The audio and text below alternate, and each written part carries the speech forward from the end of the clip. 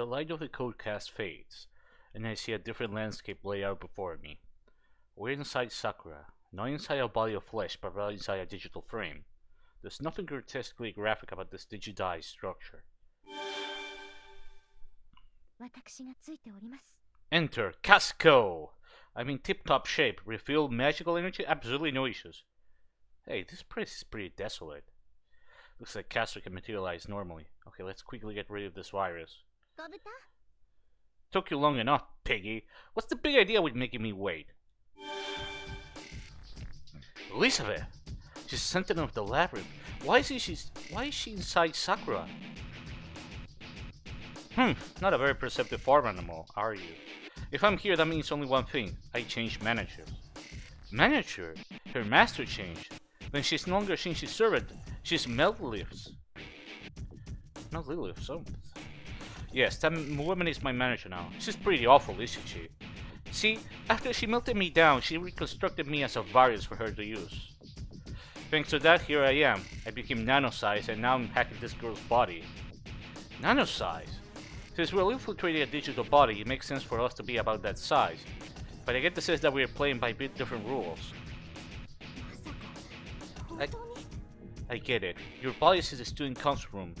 Only your soul was sent in. For Elizabeth, it looks like she entered the cyberframe as a whole self.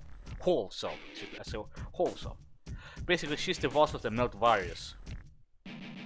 There are some noisy people outside. Be quiet, will you? Make too much trouble for me, and I'll kill this host instantly. Kill instantly? Yep, killing her would be easy enough. A blow to the brain will turn her into an invalid. I won't though, since this body belongs to me. Melt Lilith says so. You can have this body. This girl won't turn into Melt Lilith. She'll turn into Elizabeth Bathory. Then I'll be back in business. I won't be a servant restricted by a master. I'll be able to live whole and free as a life form ruling this world. You mean you'll hijack Sakura? An AI, so you can be reborn. Yep. She's not as nice as me, but she has a pretty face. Once the virus circulates throughout her body, my data will overwrite her. I'm mixing a special bee. I'm certain Melt Lilith mentioned that. This can't be happening. At this rate, we won't just lose Sakura, we'll gain another enemy. I refuse. Me? Become my senpai's enemy? I don't want that. Oh? Still conscious, are we? Not bad. Still... Well, I'm not even making that sound. Do you forget? I can do this at any moment to have you killed off. Before long, the border of your ego will finish melting. You'll be gone either way, so you don't want it to hurt too, right? This is a disaster for you too as well. There's nothing left for you to do but melt away inside me. That's what you get for meddling.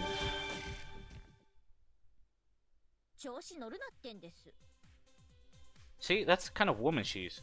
But Sophie feels a little off. 53 heard. Why is this spray fast?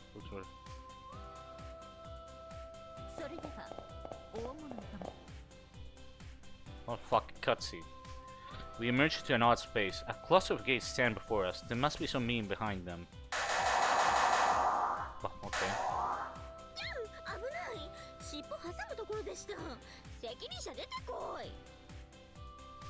A barrier came down the passage we had entered from.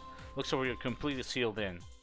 But this is the inside of Sakura's digital frame. It's strange for there to be a setup like this inside her.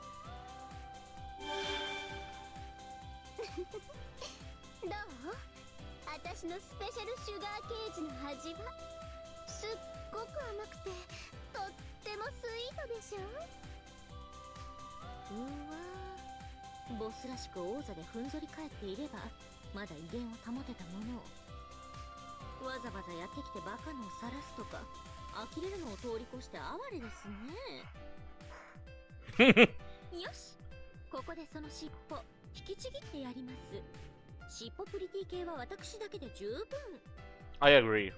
トカゲ女、いつランサーからクラスチェンジしやがりました？目ざといわね。ランサーは飽きたからチェンジしたの。ほら、アイドルらしくないじゃない？今度のクラスはまさにアイドル。己の世界に入り込んでいるという意味で。Oh, now she's an idol. Idol class, okay.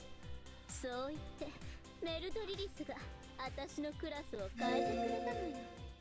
別に使い回しを気にしたんじゃないわ。 I never knew this was possible. So I wonder what Elizabeth's class is now. 知りたい？そうよね、当然よね。知りたくないわけがないわ。でもただでは教えてあげる。 Oh, I guess it's not idle? そのパズルは私からの挑戦よ。私の秘密を知りたければ扉をバタバタさせてこっち側までいらっしゃい。時間は山ほどあったし、暇つぶしにバリバリビルドってやったわ。人の体を勝手にいじらないでください。それ後でちゃんと治りますよね。うるさい外よね。この私の手で小豚の知能を測ってあげてるんじゃない。感謝しなさいよ。それじゃあ私は乗っ取りに戻るわ。まあ小豚には難しすぎてここでゲームオーバーでしょうけど。パズル失敗したらあの女以下の頭ってことになりますね。ここはご主人様にお任せします。私後についていきますから。 Alright. This is possible. There are 3 types of doors and switches: red, blue, and yellow. Pressing a red switch will open 1 red door, pressing a blue switch will open 2 doors, pressing a yellow switch will open 1 yellow door. However, when that door opens, another yellow door will close. 同じ色のスイッチと扉が対応してるみたいね。焦らずやれば簡単よ。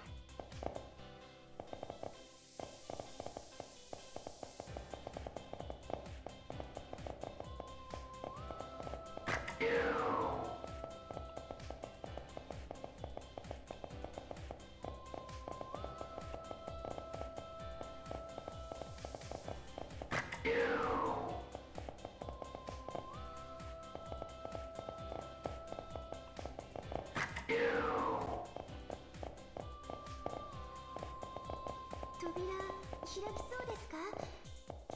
こんな魔改造ひどいです。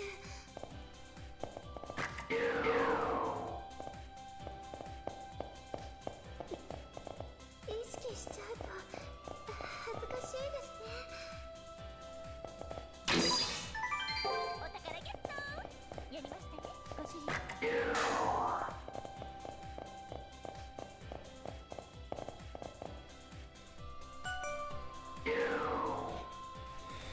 No way, you figured it out? Well, the first one is always pretty easy. Well, yeah, it was as easy as fuck. Elisa's voice echoes from where I can tell. I solved the puzzle, so I want her to keep to her promise to tell us what her class is now. Yes, I have to. Listen and be amazed. Pierce, I'm playing to ride with GGM monster. Alright, that's fine, Slap. Thanks for stopping by anyway. Pierce was a singing, stabbing, lance-wielding idol. Now I'm the singing, dancing, lunatic idol, Berserker. Elisa Baffrey. Oh, I Berserker? Wrong, you're obviously all brawn, no braid. Does that make you a macho idol? Where in the world is that popular? That singing voice of yours is exactly like a Berserker's yell. Yeah. Gwah, gwah.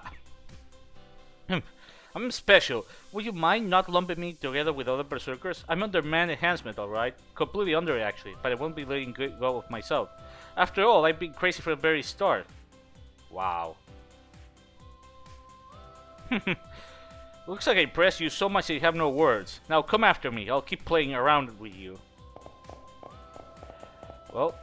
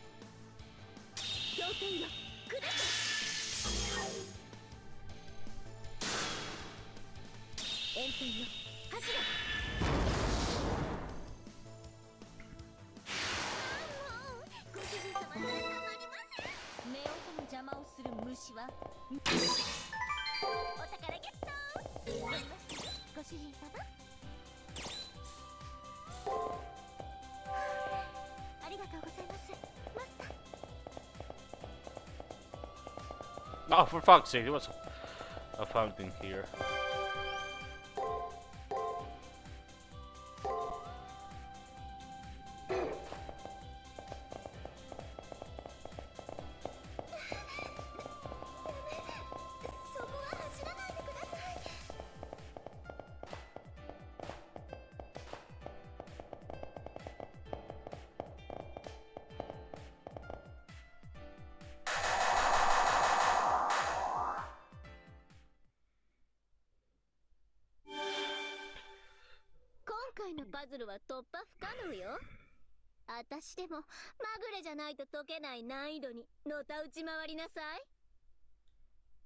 It's Elizabeth again.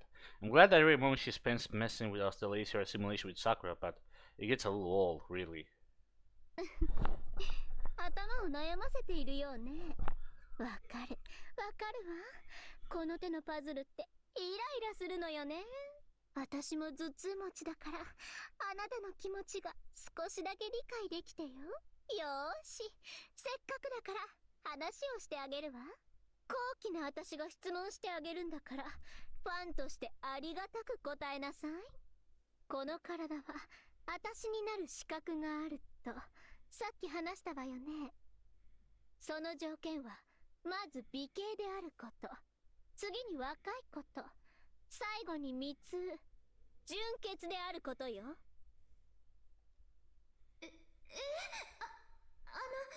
私 AI ですし。おやおや、そこであなたに質問よ、小豚。純潔は What the fuck? 守るものだけど、何歳までなら守り通せる？One should be chastity until marriage, but up until what age? どうかしら。意見聞かせなさいよ。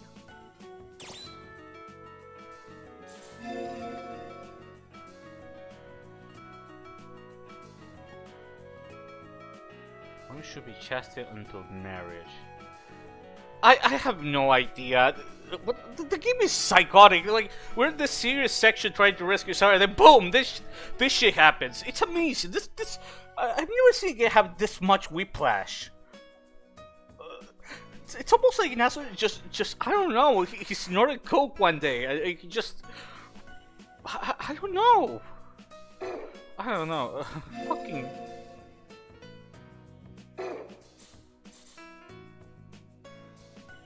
I say, I don't know, until you're 20. I just went and answered out of reflex, maybe because Elizabeth isn't so honest. In modern society, especially the lower countries, the number of people who fuss over that sort of thing are decreasing. I answered, actually, those who say one should stay chastity forever if need be are in the minority.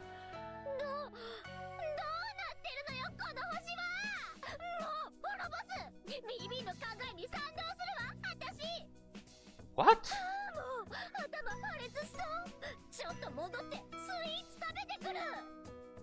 What?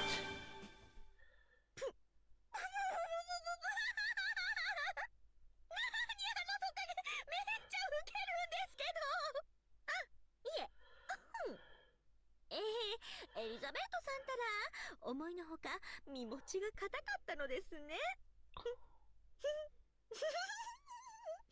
こいつはいじりがいのあるネタをゲットですね。 In any case, Elizabeth left. Let's get this puzzle over with and keep going. My god, I have no comment. この貢がれる感じがたまりません。宝は女を美しくしますからね。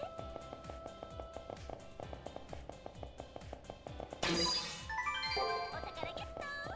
やりましたね、ご主人様。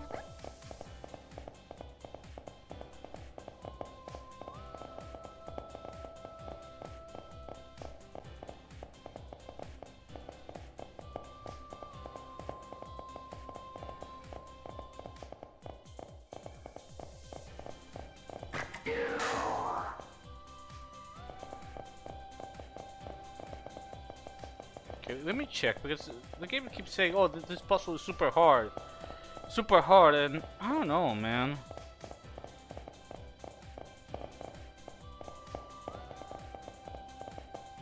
Okay.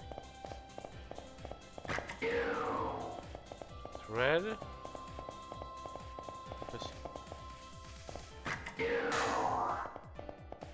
Okay. 体に響いて変な感じです。 Okay, so you go back here.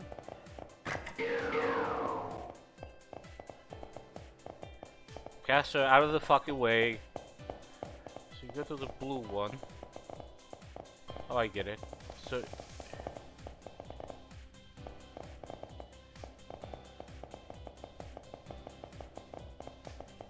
they go back.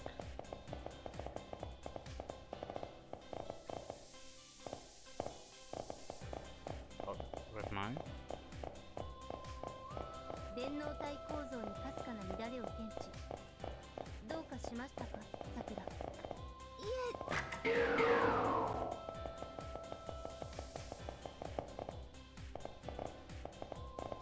Go.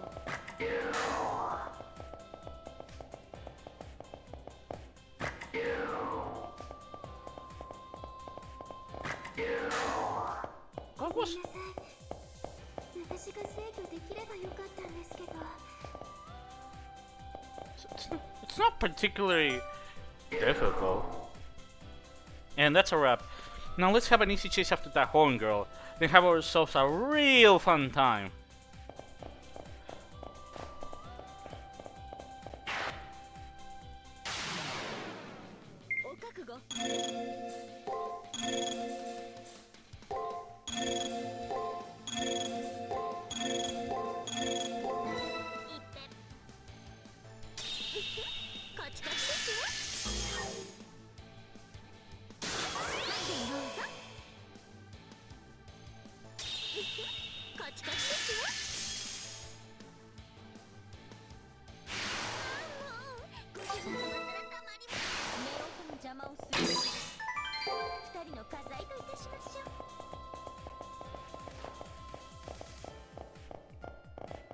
What's that? Is that Shinshi? Hi, Shinshi. It's you. Shinshi, what are you doing here? I thought you fucking died. Mad Lilith got me. She sliced up my day as much as it would go, then tossed it away. Mixed me right into the virus. My contract with Elizabeth was voided. I fully expected this shit. Yeah, in the previous stream, I actually Mel just fucking stabs the fucker like that. My contract with Elizabeth was voided, and I have no way of getting out. This may as well be his death sentence. Let's see if they do fucking something with him. Shinshi snickers. Normally, he wouldn't accept this disgraceful state, though. Maybe he suffered from the despair of being abandoned. At any rate, I'm glad he's alright. I try asking if Rina and Rennie can send Shinshi back to school.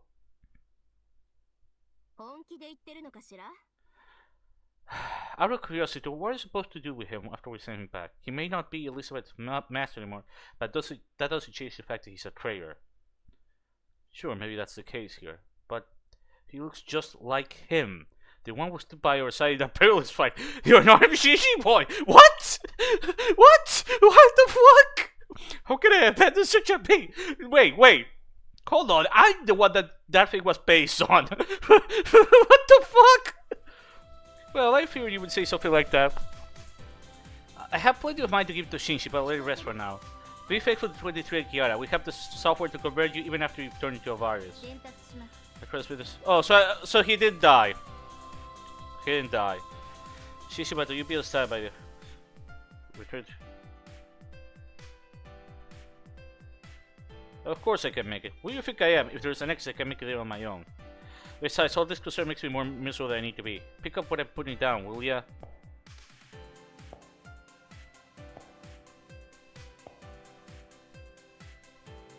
Good lord, that was a fucking depressing walk.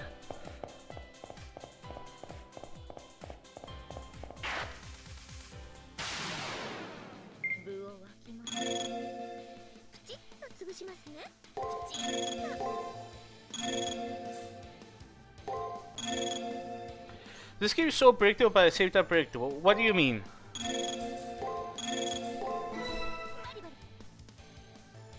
炎天よ走れ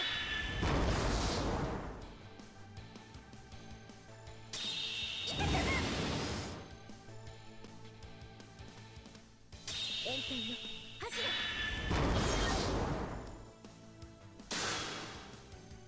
狂犬よ砕け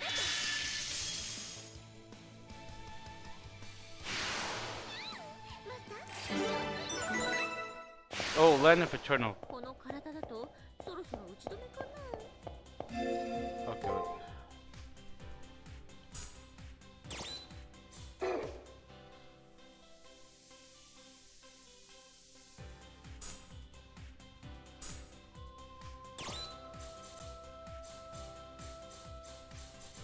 Land of Eternal Wave.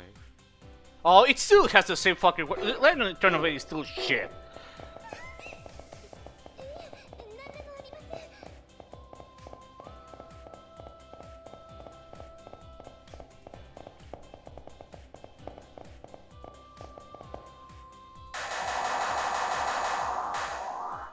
ん Is Elisa gonna show up?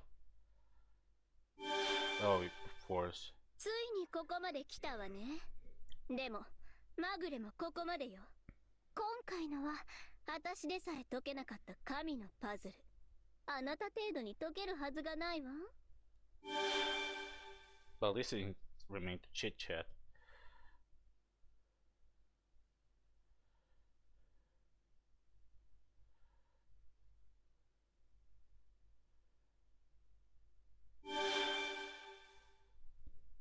さあ苦しむ顔を見せなさい閉じ込められたままはかわいそうだからここで私が見ていてあげるわ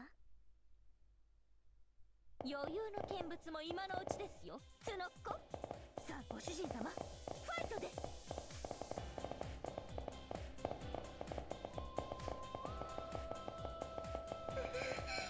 お腹がもぞもぞします早く解いてくださいね Ah, Sakura, we're just looking at the puzzle. Alright.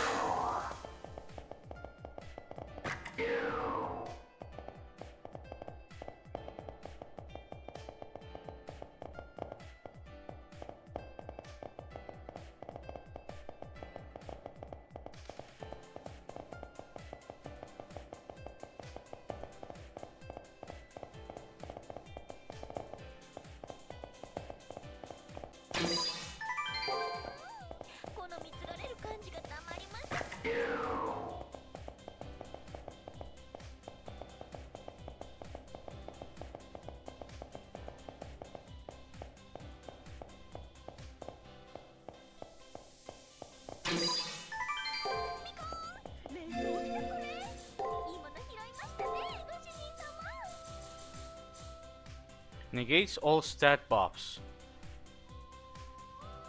Oh! To remove that... Oh, I get it.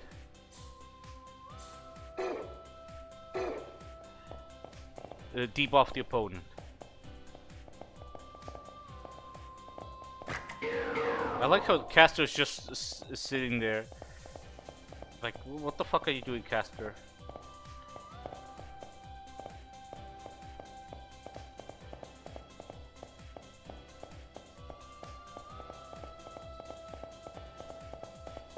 Okay, yeah, I have to hit the...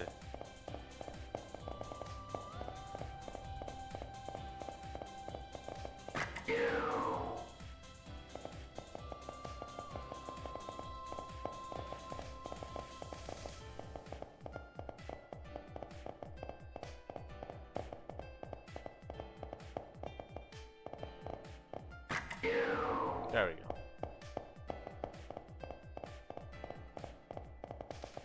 This was a hard puzzle? Seemed pretty easy to me, I don't know.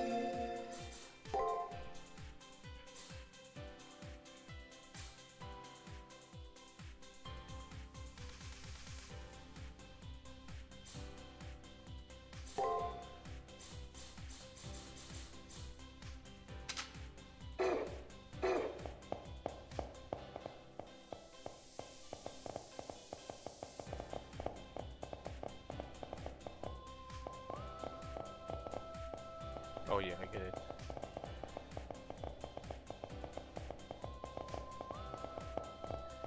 Oh yeah, it's the yellow door.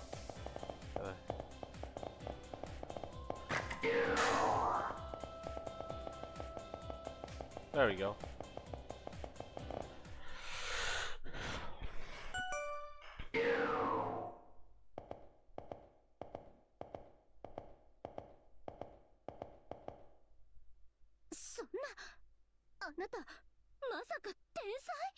No, you just have to observe a bit. What the fuck?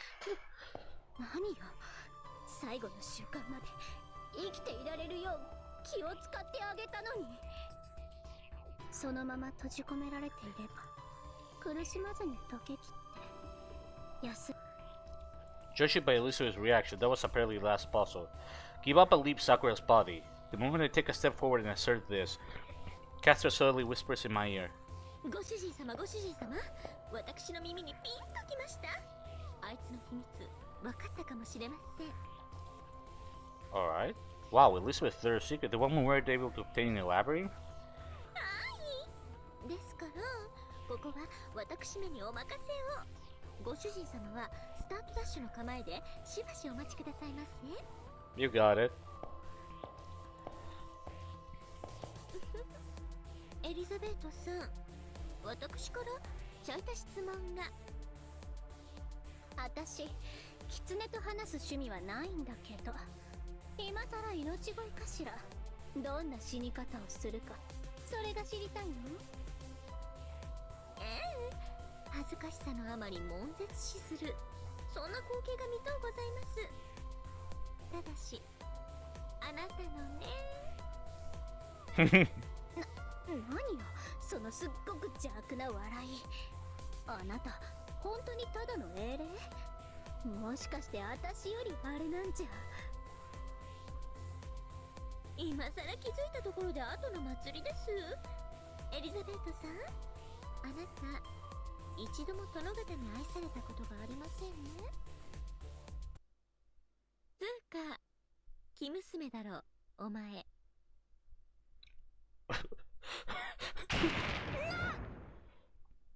I have no.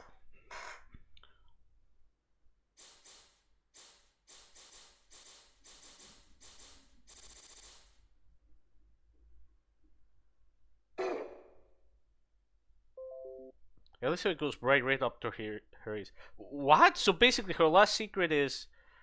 Oh yeah, oh yeah. Yep, bingo. You can't talk your way out of this one, darling. Please go straight at her. I have no comment. I have absolutely no comment.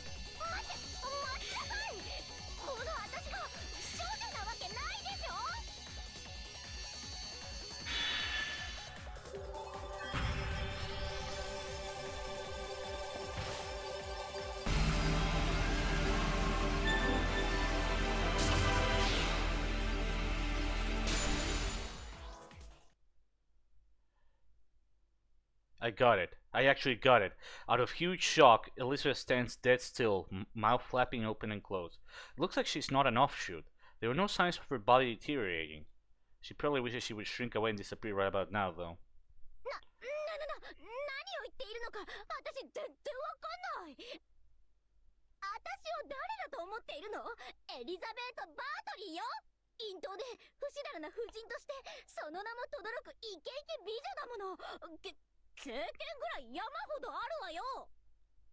ほう。では、ほにゃららなこととか、こにゃららなこととか。松さえ目にあららなこととかどやらららなこととかとっくに経験済みですよね。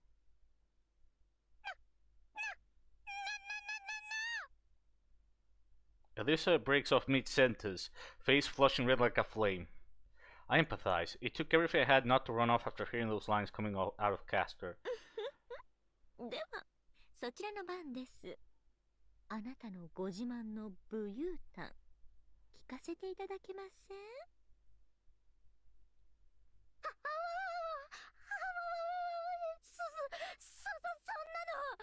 そんなのできるかバカ！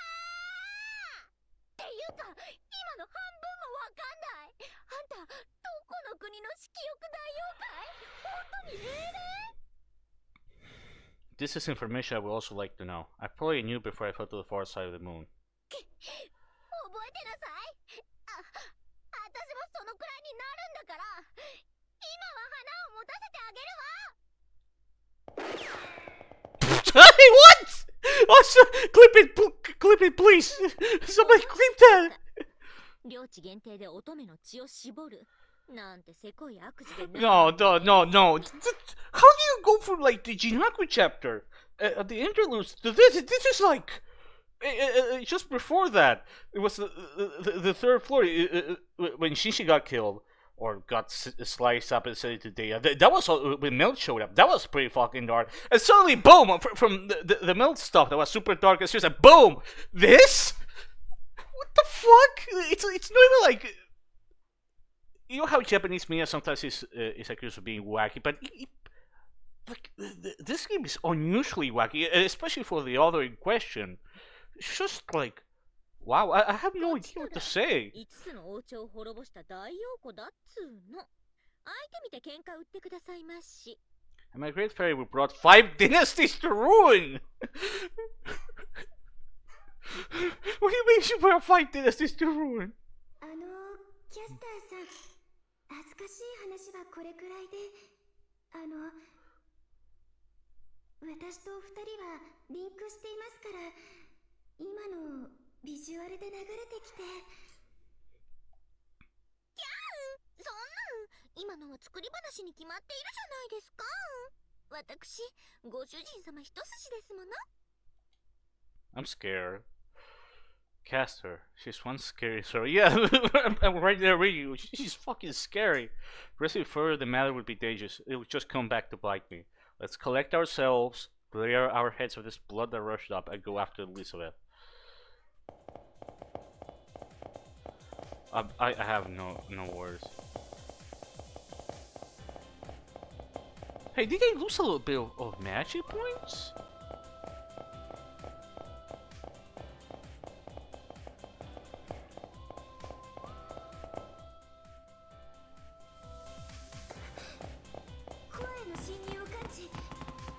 Man, this looks amazing. Really needs to be staged just how fucking better this looks over Extra. And Extra looked fantastic. Look at this. This is incredible. Oh god, really? No! No! Oh no! Why is she really showing her ass? Oh geez, she had herself quite a shock, didn't she? She's totally locked up in her own mind. This thing is my thought core. It's awful. It's too much. This relief is, in a sense, her true self. It must be toppled in order to expel the virus. But our way to the relief disappear along with Kiara. Topple it, but how? This was going to be hard. You're capable of entering as you are now. You know how you just as spirit fix to multicolored tranquility? That's exactly the same form you need to enter the relief. So just touch the relief and you think about wanting to enter, you should enter without issue. I believe you understand, but once inside you'll face against the lizard. As always, please don't neglect your preparation.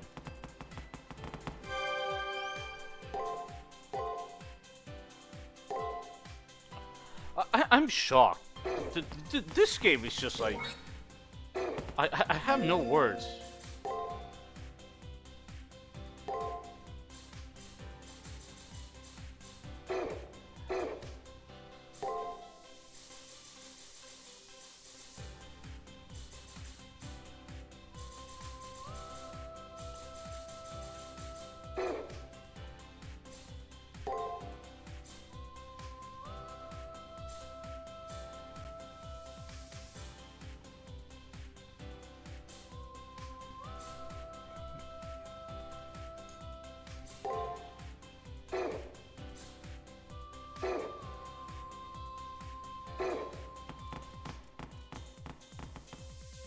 It says.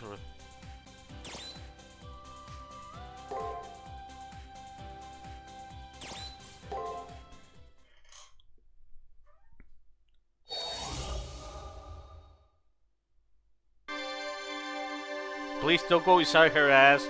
Please don't go inside her ass. Don't do it. Oh, thank God.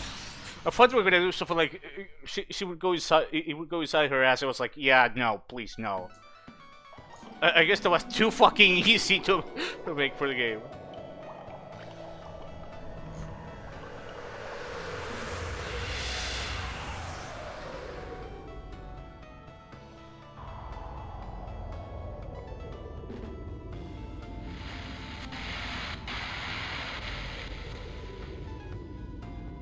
A grating racket rings out. The noises are incessant, like small insects buzzing past my ear, like trees shaking and shaking in a storm.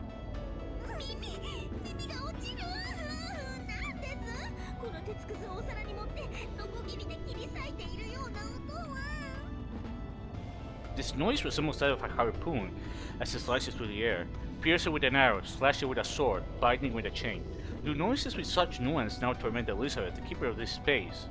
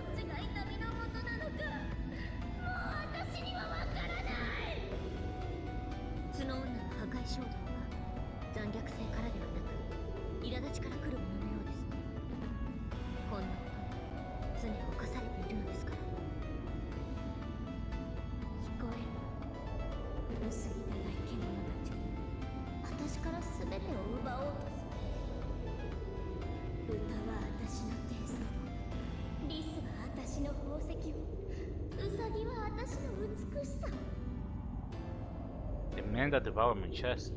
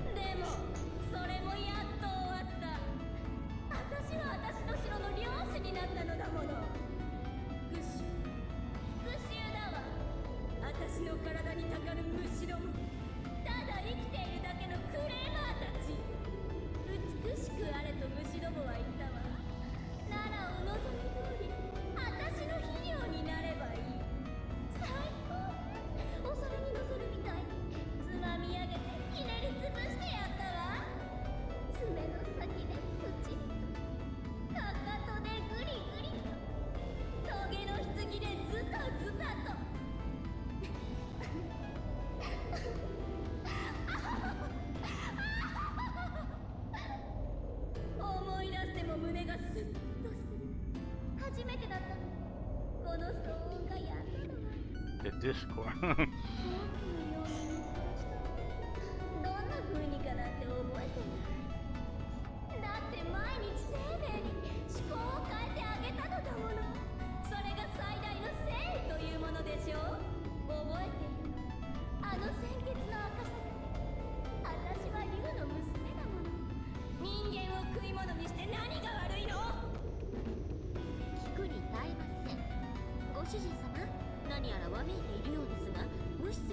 しいかと。あれはただの悲鳴です。そうもこの雑音は罪悪感の表れ。それから目を背けている時点で救いはありません。うるさい、うるさい。今日はいつもよりうるさいわ。目障りで生意気なサーバントが混ざっている。後悔ですね。そうするわけがない。してたまるものですか。作詞の貴族としての責務、拷問は支配者としてのあり方に。それなのに何がいけないの、何が悪いのよ。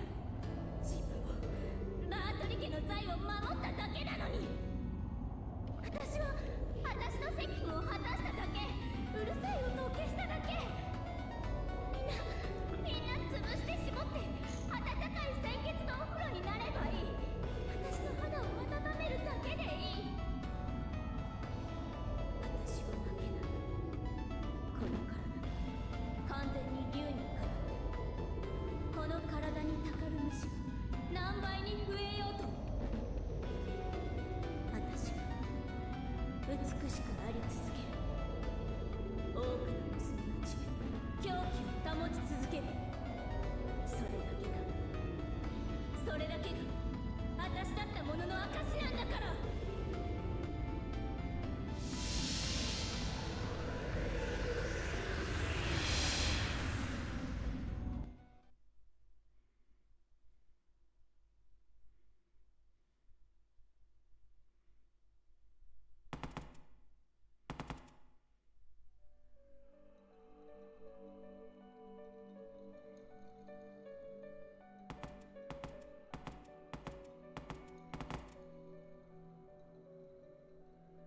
We went for the relief rooted in her brain, though the fairly shut inside her mind. And in there, lying in wait, was a crimson red idol. But what's going on? Elizabeth's expression is unusually grave. She settled down with the reckless abandon she had before. やっぱり間に合ったのね。私、状況判断は的確なの。あなたたちなら、私がこの体を乗っ取る前にたどり着くと分かっていたわ。Elizabeth's expression is oddly composed. She looks as if nothing impresses her, as if she no longer holds onto any hope or reality. Wait a second, maybe this is the listless girl she used to be, before she knew what an idol was.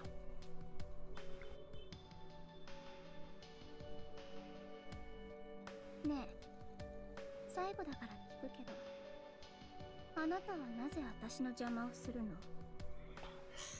冷静に考えてみたら、私たちって戦う理由がないじゃない。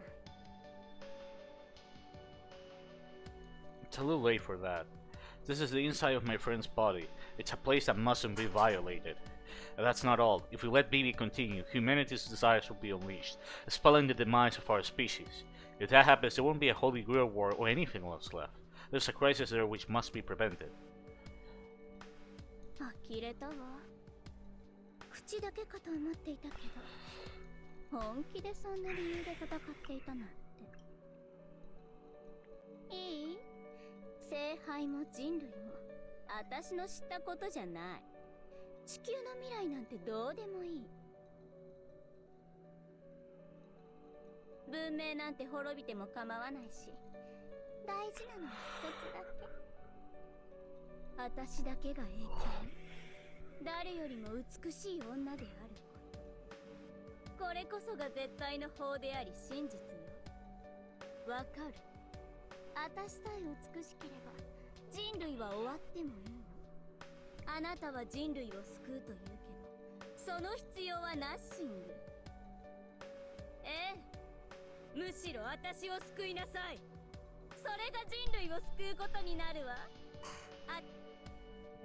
Oops, well. Yeah, but whatever. Chills down round down my spine. She's fanatical about being the most important and only one in the world. No, about how she alone must never lose her beauty.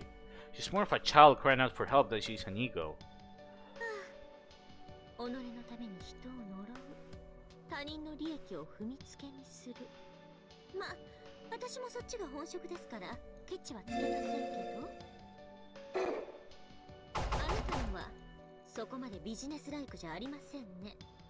ただの小娘のわがまま、被害妄想の塊です。だいたい一人きりじゃ輝けませんよ。所詮あなたは月の輝き、自ら輝く太陽ではないのです。愚かなサーバントが生きがっているのは分かったわ。けれどあなたはどうなの？やっぱり私は邪悪？相入れない価値観なのかしら。 They are, I nod. Deep down, Elizabeth hasn't changed at all. She's a murderer who treats others as consumables for her own gain. No matter how many humane aspects of herself she shows me, I can't approve her personality. そう。結局、私が私である限り、あなたとは分かり合えないのね。She takes a short breath and smiles with self-scorn. 見どころがあると思ったけど、所詮はあなたも豚の一人。なら豚のように死になさい。その血を私に浴びせる程度しか役に立たない奴隷なんだから。好きなだけ泣かせてあげる。これが私の正真正銘、最後で本気のステージよ。 Alright, bitch. Let's throw down. 待望のアンコール、決めていくわ。一人じゃ輝けないですって。それじゃあなたはどうなの？私より何倍も汚れたサーバントのくせに。別に私自分が輝く気ではないし、祝福されるべきはご主人様で、私はその陰で支えられればそれでいいのです。うるさい、うるさい、うるさい。繁栄優のくせに幸せ歌ってんじゃないのよ。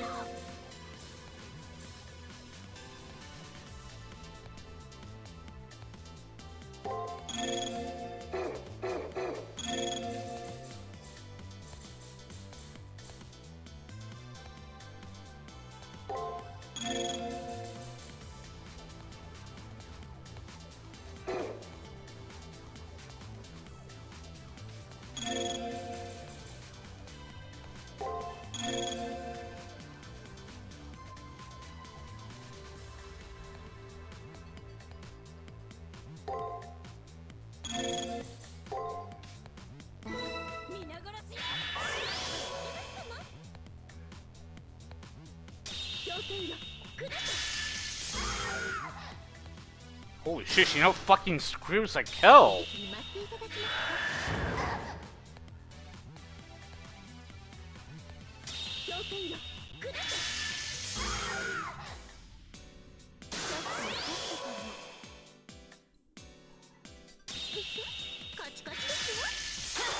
Ah, I should have used guard.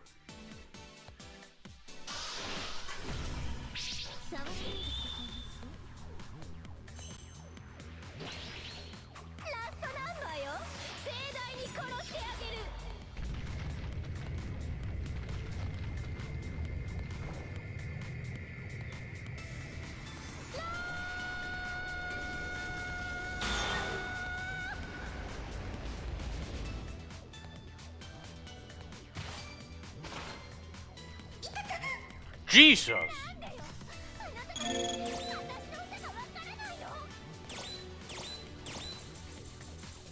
Where's Sakura's special launch? That's special. Yo, Mario, how you doing, man? This game is fucking weird.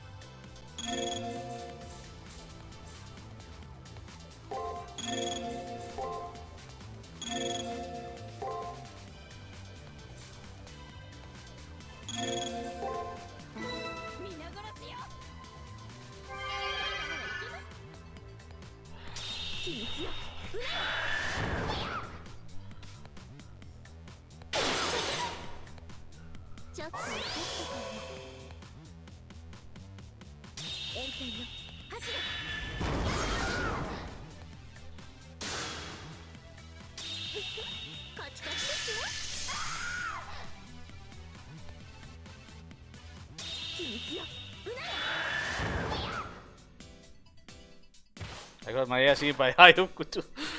では皆々様、血も凍る大宴会を始めていたしましょう。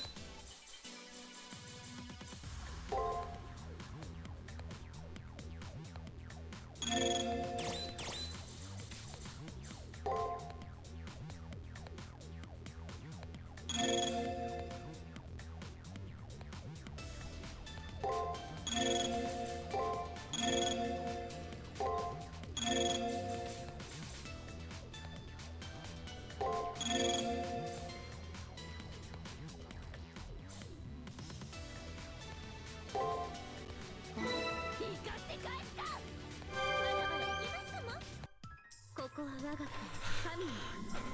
水は潤い、実り豊かな中津国。国が打つ穂に水注ぎ、高間巡り、黄泉巡り、巡り巡りと水天日光。我が照らす豊足原瑞穂の国。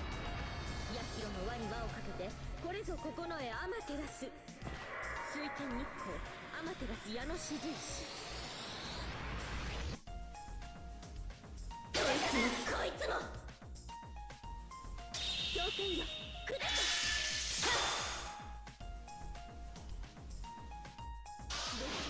私の主戦力です。ネズミみたいに潰してあげる。炎天よ、走れ。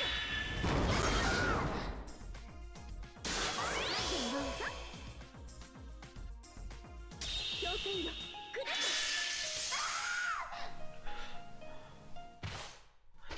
Alright. 小豚の分際で、安くも分際で、私の食べ物の分際で。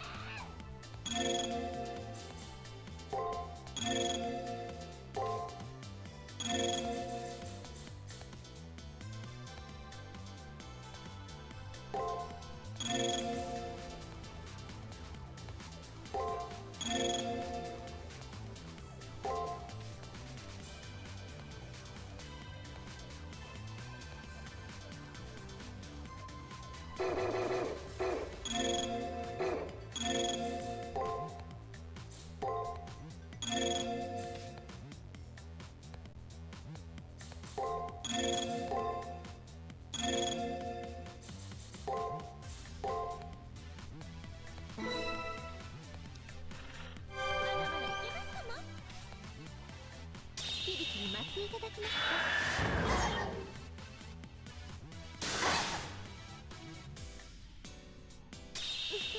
カチカチですよ。響きに待っていただきますか。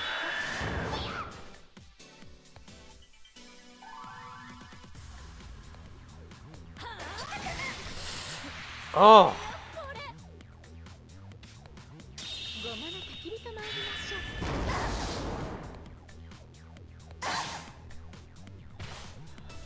That was close.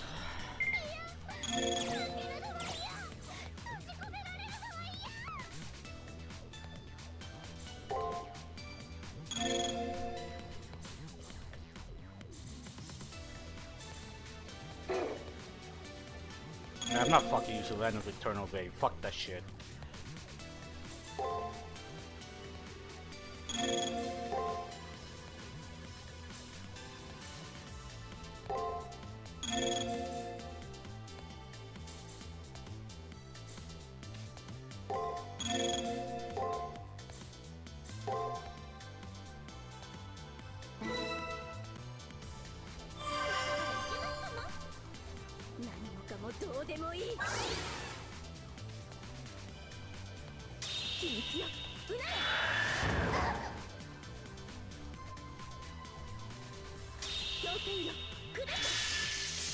She buffed herself, so I have to figure out a way to this.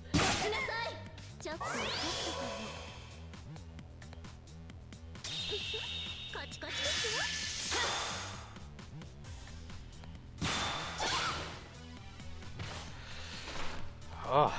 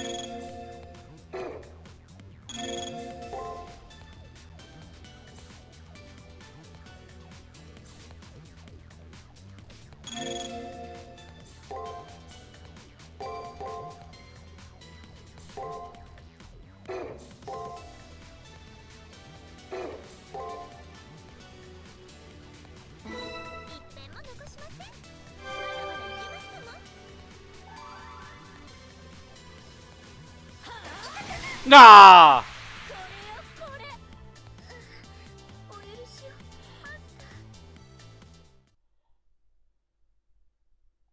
That was close.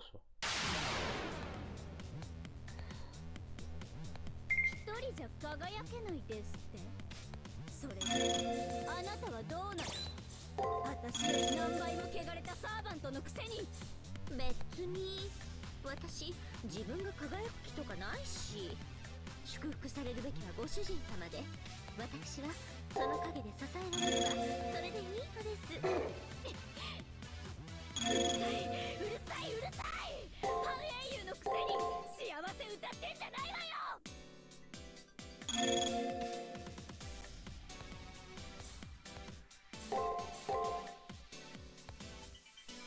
負けません。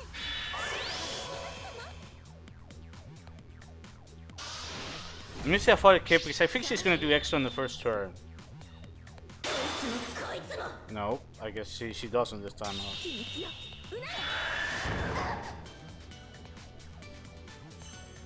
Oh, she does on Act 2. I think I'm dead. That's cheap.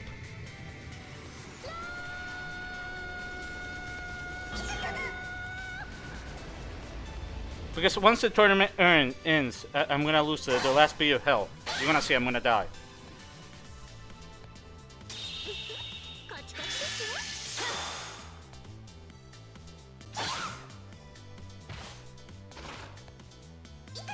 Oh, I didn't, but it...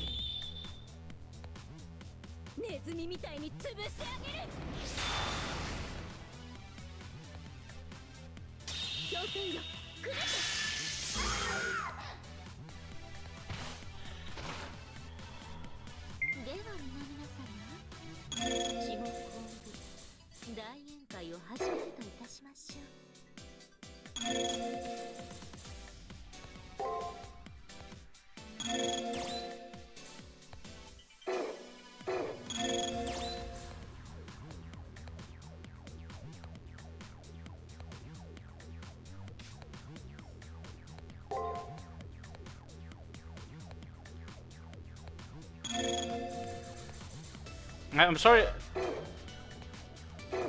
I'm sorry. I'm not saying anything.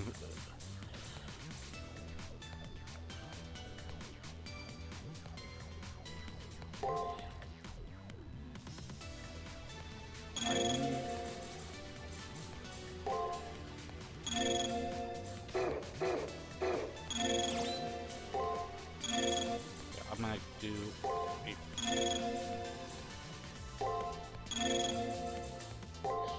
That's perfect. That's gonna hit like crazy.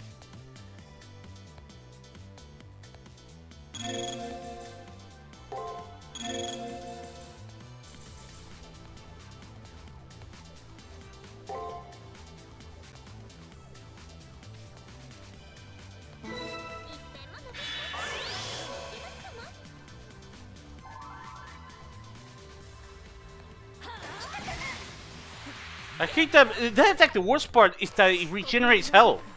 That's the worst part about that attack. I guess when she says the blood backbit begins, she can do it the first turn, or it just means that she does it in that turn. Just, but where it is, it's just a guess.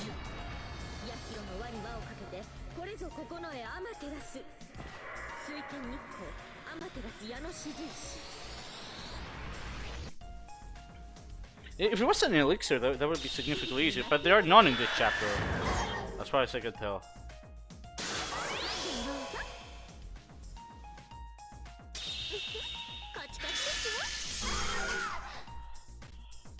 Ah, oh, fuck. I used a body cam. I should have.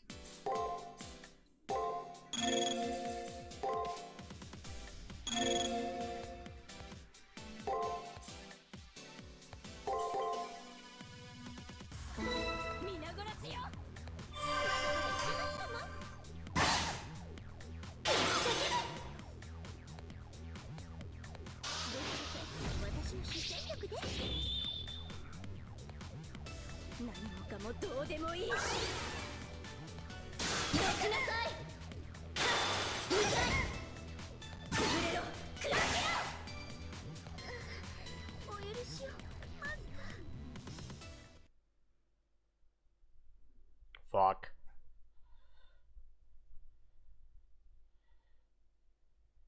I'm not sure if I should use what was the fucking name of the other mystic code I forgot? I fucking forgot the name. Oh, the staff of fortitude, which is the one that allows you to gain back magic. I have 2 bottles of Shinshu, but I don't know. It is a way for getting magic, and I need magic like crazy in this fight. I might need to grind a bit more.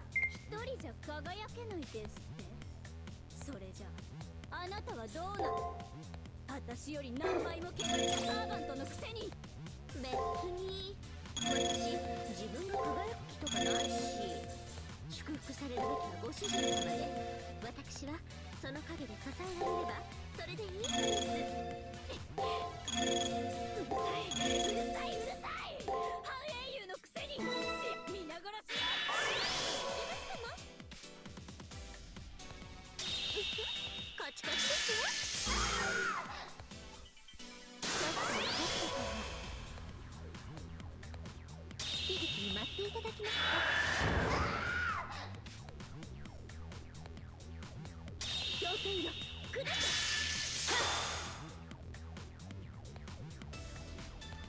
秘密ようなれ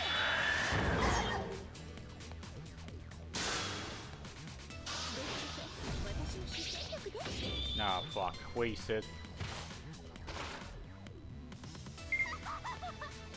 この体は私のものよ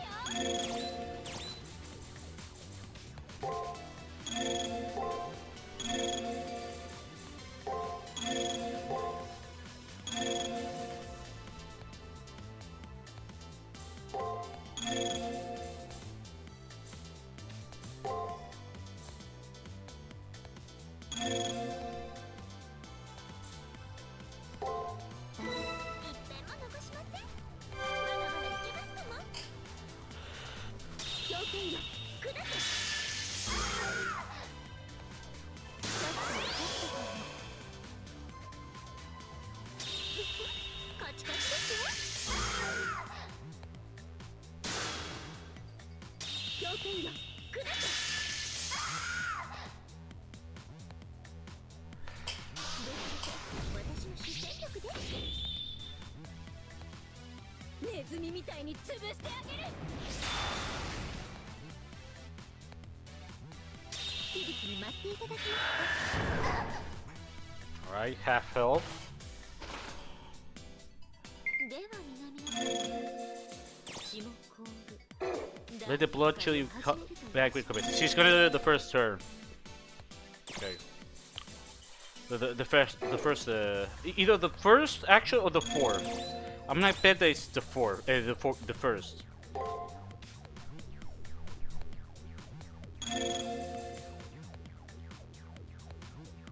So I'm gonna wait on this. 40k.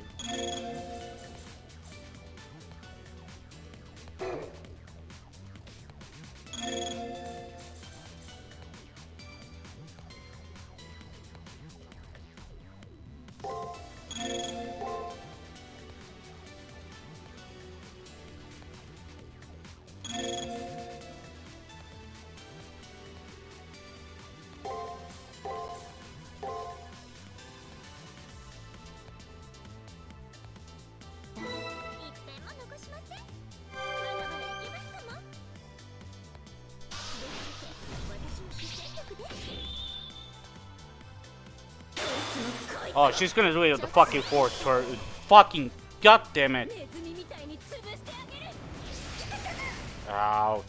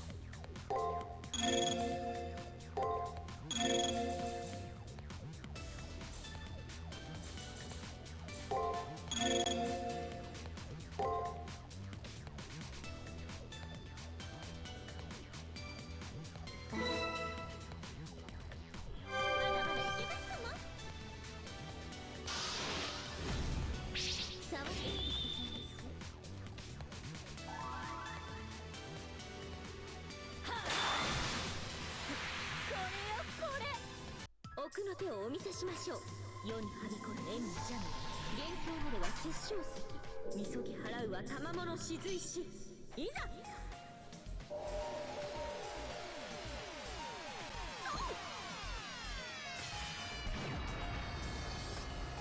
私、心を入れ替えました。水天日光、ここに見参。ちょっと待っててね。カチカチですよ。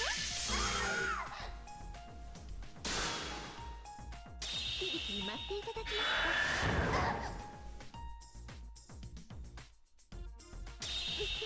カチカチですよ。 Okay, she's close to dying. あとは役なんですに私の自由ですね。 Fuck, I don't have any more magic.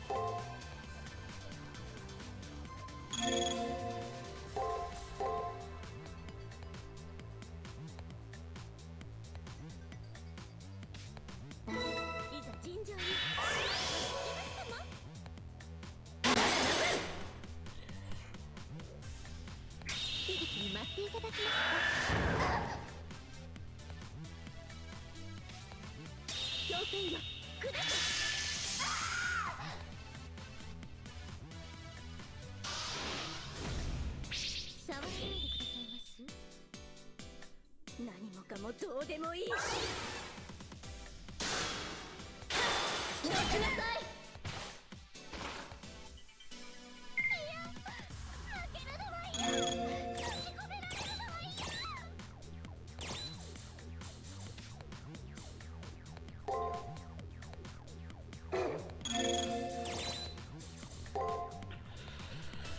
Ah.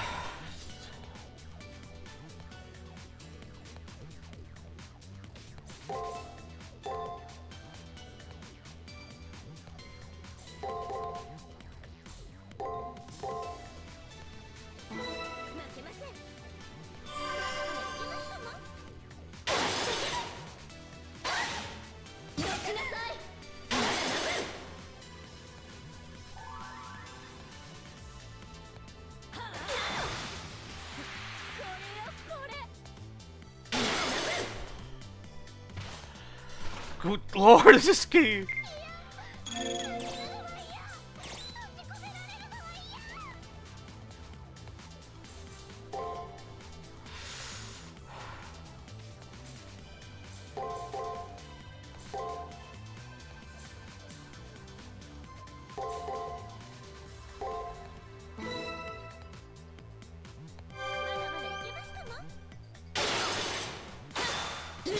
Fuck!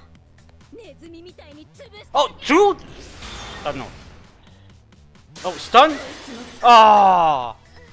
So fucking close! Look at that! Holy shit! Yeah, I need more bottles of Shinshu. No, I need to change. I need to change the Coke. Cocas. I need the other one. Well, okay, whatever. So,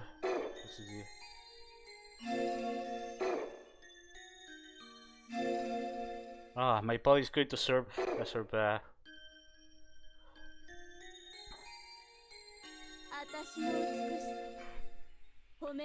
Yeah. Fuck you, whatever.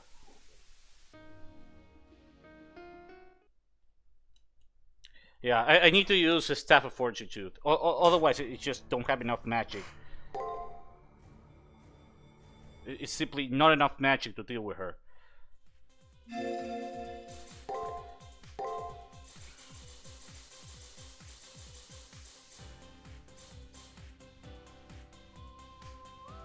That could also be good, but no. Wait, where the fuck is the Staff of Fortitude? Staff of Fortitude.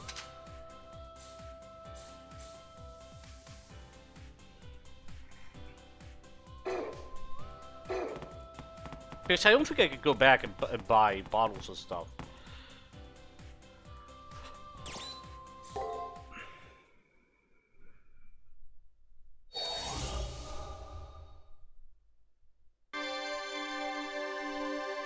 was your day, Mario? I didn't ask.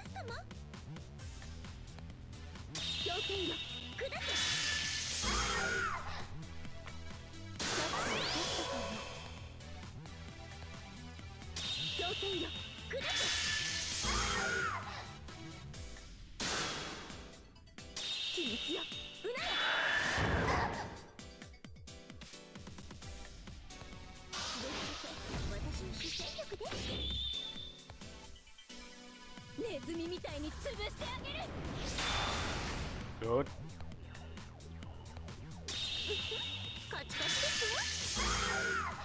There we go. We're doing pretty good.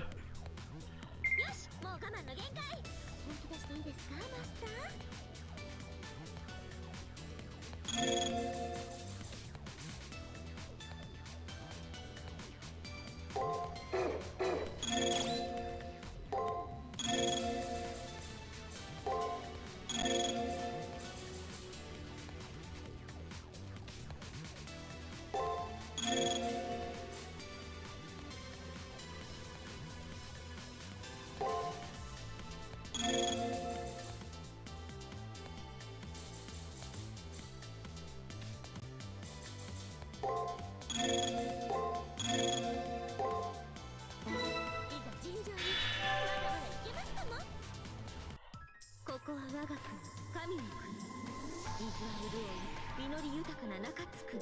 国が打つ穂に水注ぎ、高間巡り、黄泉巡り、巡り巡りと水天日光。我が照らす豊足原二十の国。八広の輪に輪をかけて、これぞ九重天照。水天日光、天照矢の静石。こいつもよし、待ってみようぞ。秘密よ、うなれ。シャツのテストさんの氷剣よ、砕け。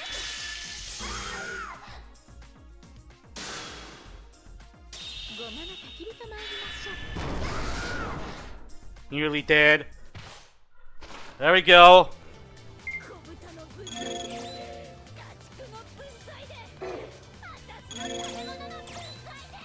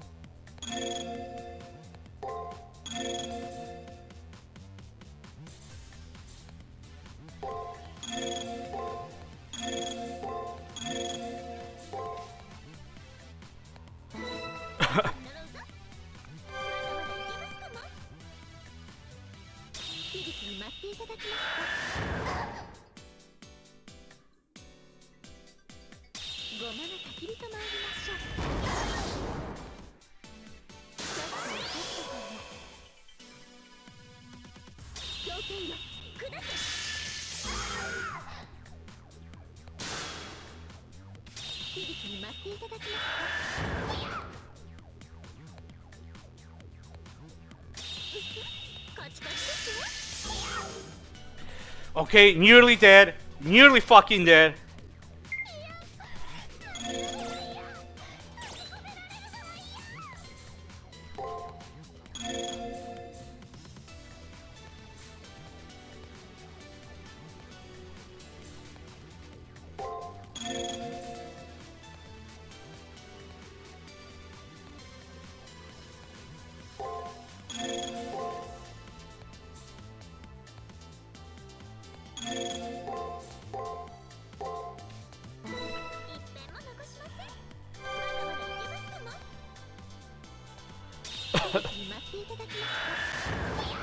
There we go.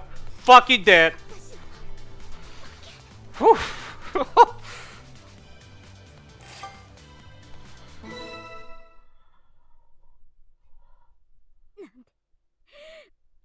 で私が負けるのよ。ありえない。こんなの認めない。 Elizabeth, defeated, is finally depleted her strength. Yet her eyes are still lit with dignified determination and bloodlust. After 3 losses, her mind still hasn't caved. 往生際の悪いこと。でも、自分を偽らなかったその勇気。 Give me a sec. I'm gonna take my sleep medicine. I'll be right back. That was a fucking hard fight.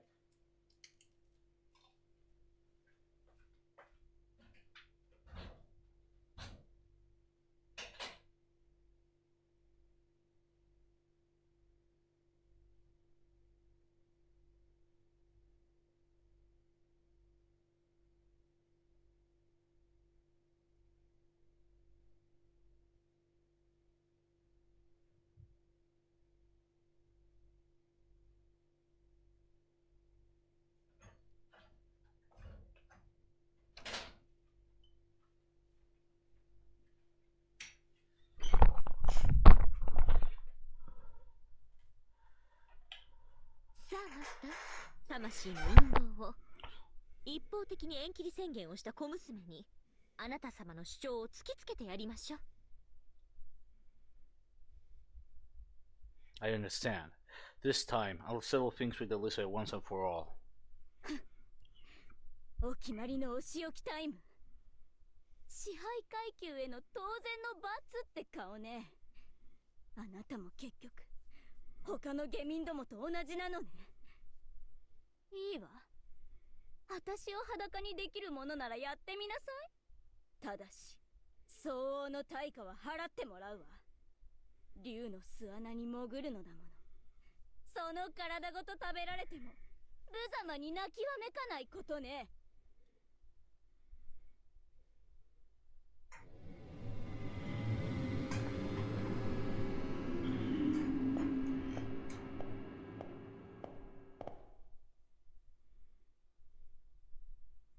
On the verge of death, Elizabeth snarls at me. I can't run after coming all this way.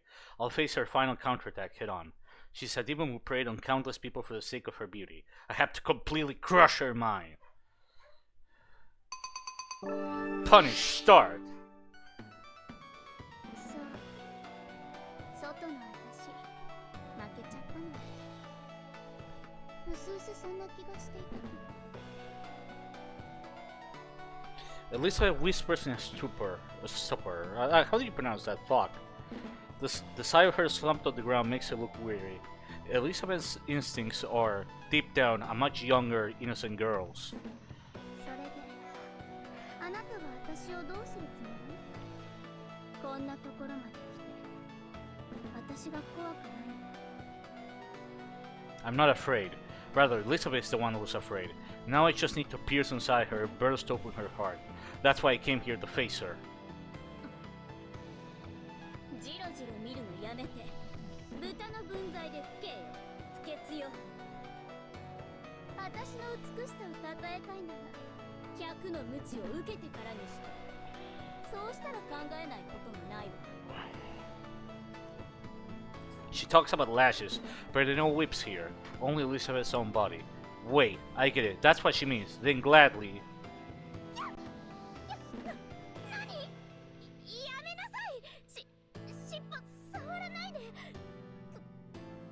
This has to be the last whip she's got. I'll take hold of this dragon toe she's so proud of. She's lost a lot of strength, so it should be fine. But I really wouldn't like it for it to whip around and smack me. I'll grab it nice and tight. No!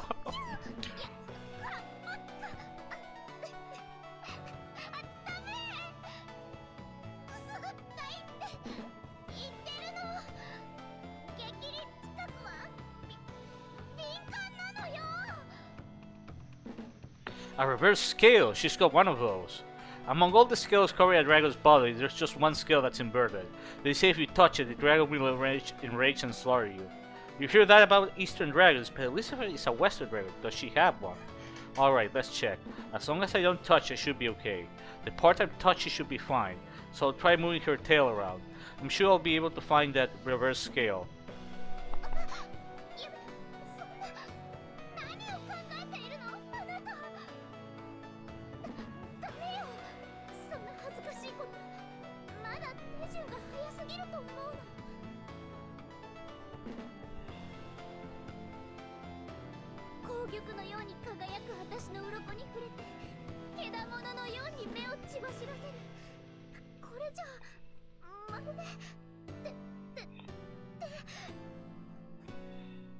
Ho ho ho?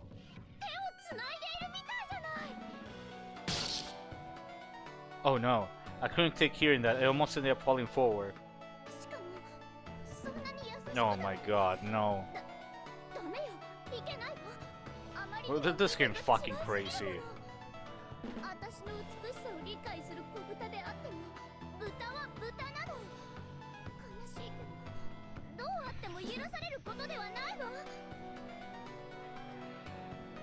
At least I started to burst into tears. It irritates me to hear her call me pig again, but at this point I fear she would. It's as if her dragon brain is a whipped syrup of sugar dissolved into honey. That's precisely what Elizabeth's first SG is. It's called... Masochist Love struck and loves to cook. Oh my god. Now this is a surprise. She's simply so vulnerable that I ended up pointing out 2 of her SGs in one go.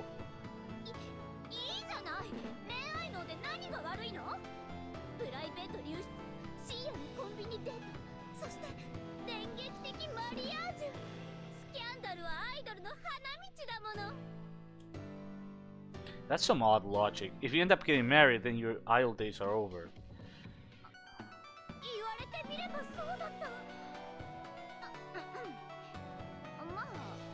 よね。マリアージュはちょっと先走りすぎたわ。事務所が否定する中、思わせぶりにインタビューで答えるのよ。好きな殿方の恋人に求めること、してあげたいこと、行きたい場所。記事を読んだファンは悔しがりながら、もし自分こそが恋人だったらどうだろうって、そんな妄想をするの。たった一人の私、何万人もの幻想の恋人。わかるかしら。これこそアイドルの醍醐味なの。それで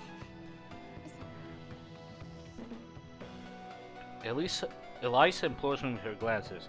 She alternates between looking at my hand, holding her tail, and my face. Blushing, she then speaks. あなたがどうしてもと言うなら、インタビューの時、This is fucking nuts. 語ってあげるのもやぶさかではなくてよ。I respectfully decline the offer. そうよね、そうでしょうとも。さらにどうしてもというのなら、毎日私の作った料理を食べさせてあげても。あれ今慎んでの後の返答が間違えていなかったかしら。 You did see Melt Lilith, Mario. Melt Lilith makes this look tame. Like, she looks like a lolly. She has like, you know what? You'll see soon. I would be surprised if she's the next chapter. Then you understand exactly what I mean. I respectfully decline the offer. I wouldn't be happy about having my name and picture plugged in magazines. Plus, honestly, being with an idol sounds like a major hassle. She looks like she's been tossed out like a raggedy claw. してないわよ。ボロ雑巾になっても大切に取っておくわよ。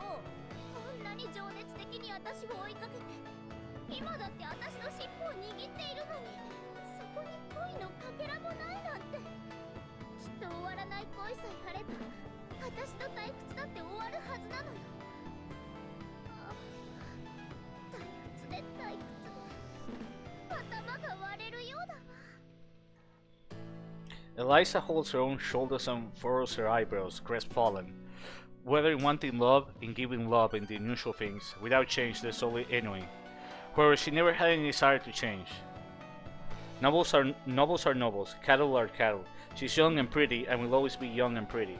The permanence of it all might be the cause of all her troubles. I'm not here to accuse her for having these SGs, but I need to point them out in order to expose Elizabeth's mind. The numerous thorns nesting in her mind, her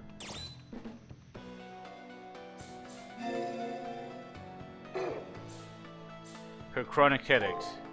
そうね。この頭痛が私の唯一の傷だ。まあ、別におかしいことではないでしょ。私みたいな美しく高貴な美少女が繊細なのは当たり前だもん。スキャンダルがアイドルの花なら、検体は貴族の花。あなたのような過当な単細胞生物と一緒にしない。 So this is what it means to be an aristocrat. Oh my god. That's why she had no concern or remorse torturing and slaughtering girls in her territory. None, even if the Moon Soul's participants were sacrificed for bloodbaths.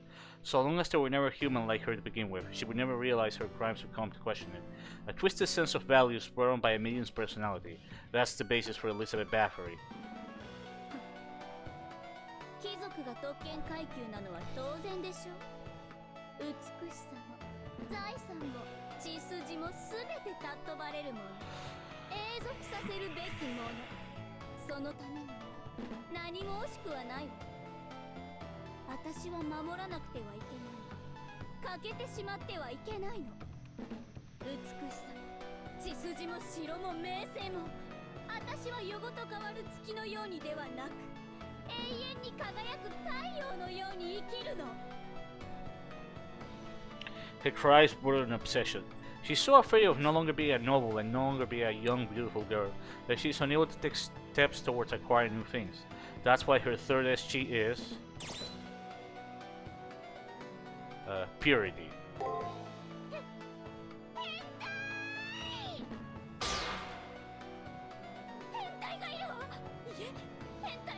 本握られてということ。痴漢がいるわ。助けて、監禁されちゃう。 I can't believe this is the same game with Jinako's chapter and the interludes. I can't believe this game.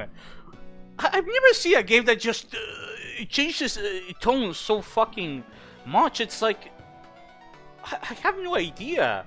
This is so vicious slander. First cattle, now a groper. Future starting status as a protagonist. I hit rock bottom?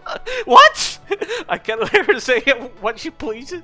If I'm a groper piggy, then Elizabeth is settle down, you phony idol. I let go of her tail as I call her out. It limply slithers across the floor. I pointed out all of her SGs and I suppose her mind is now more vulnerable. Elizabeth is on her backside, bawling as if afraid of me.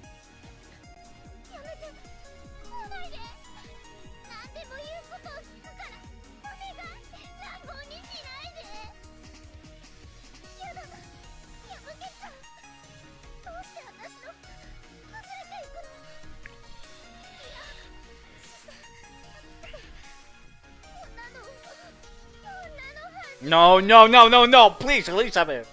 No, no, please, God, no. I go to tell her to relax, but cut myself off. This is the time to settle Elizabeth down. I need to be tough on her, press her with questions.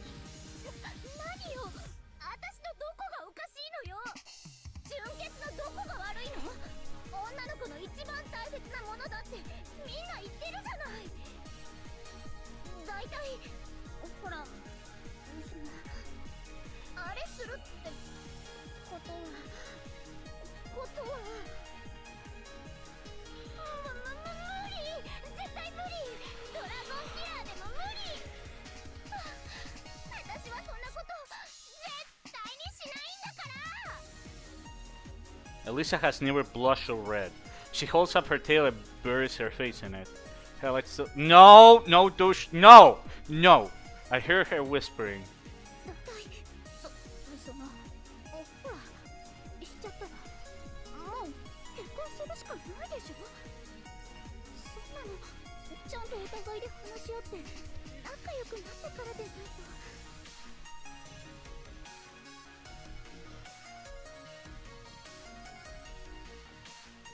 Really?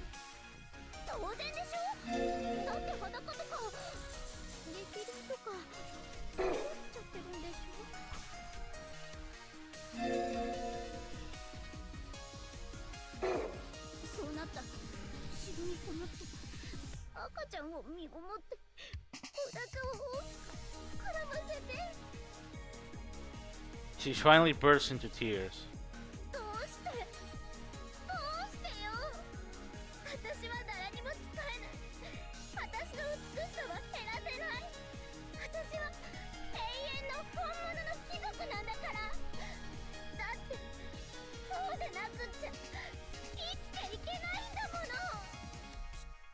Elizabeth is throwing a tantrum like a child, never changing. That's her final pillar. However, nothing lives forever.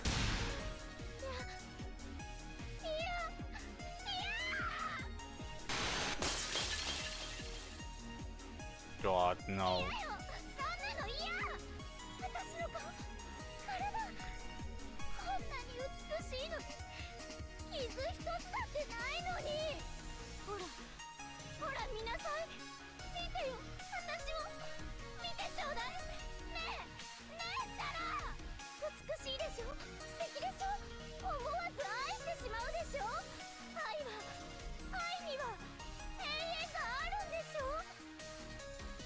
Sure, she's cute, both in looks and her majestic voice. That's why there's something off about what she's claiming. I thought she was a girl of good upbringing who was loved no matter what, even if she were to change with time.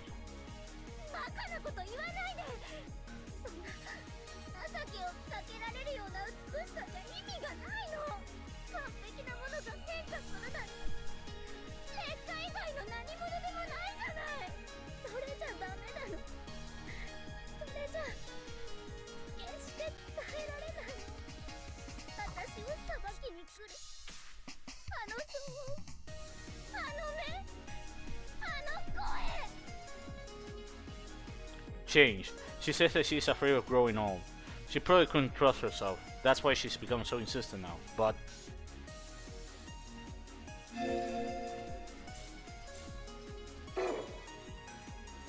weren't there adult nobles around? Why did you grow up and fall in love?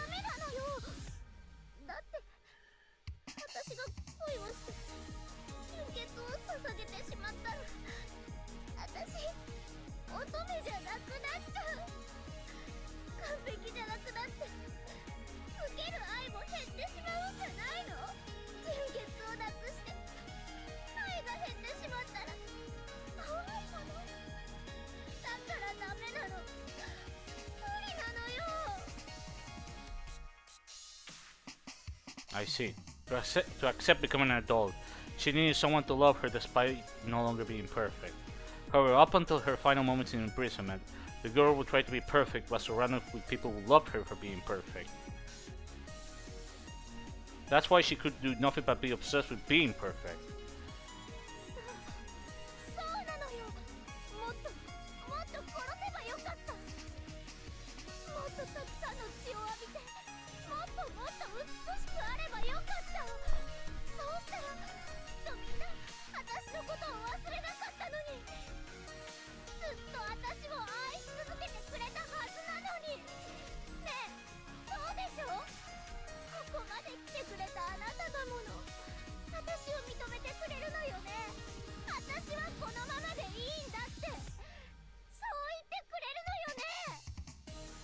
This will be my last reply. I presented her SGs and made it all the way to the core, where the depths of her mind lies. Now I just need to hit her with the truth she so desperately wants to hear. Elisa frankly cries out like a child that she doesn't want to change. The inescapable truth I tell her is...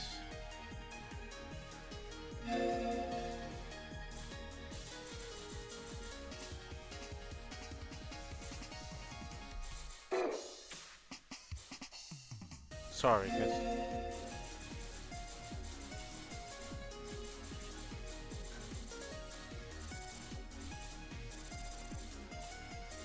No, you can never be saved.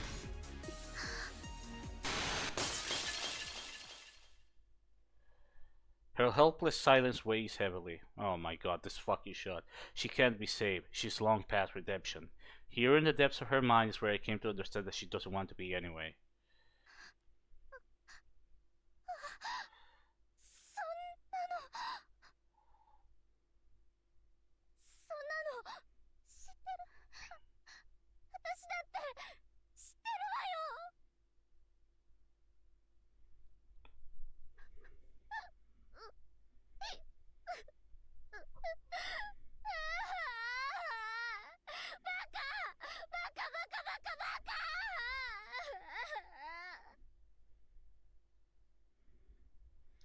Eliza starts crying like a child, but someone had to tell her.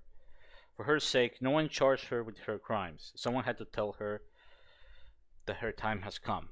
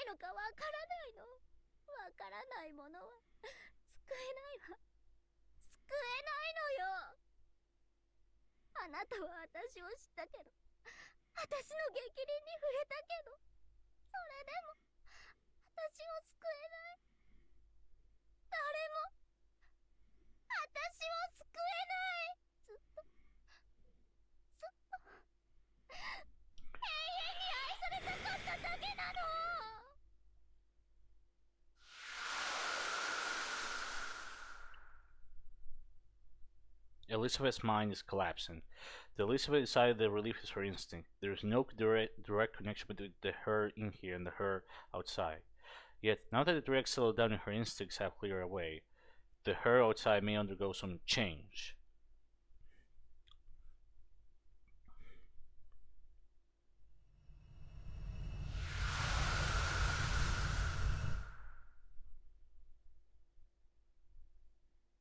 Elizabeth's relief crumbled away. Now Sakura will be. どうか目を背けないでくださいませ。あなた様の目の前にいる。それは何です？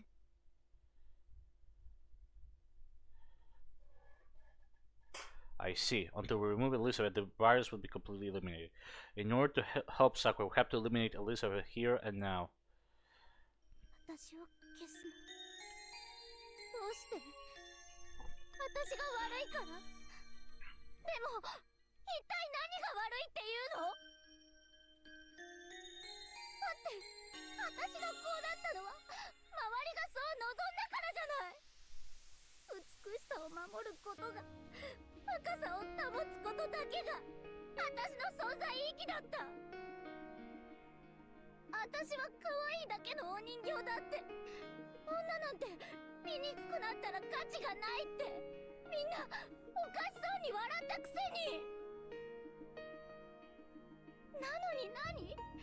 みんなが望んだ通り美しさを追求したら今度は悪だって罵るの？ある日突然貴族たちは私を捕まえに来た。よくわからない罪状で私を赤牢に閉じ込めた。でも私には最後までわからなかった。なぜ閉じ込められたの？どうして誰も助けてくれなかったのか。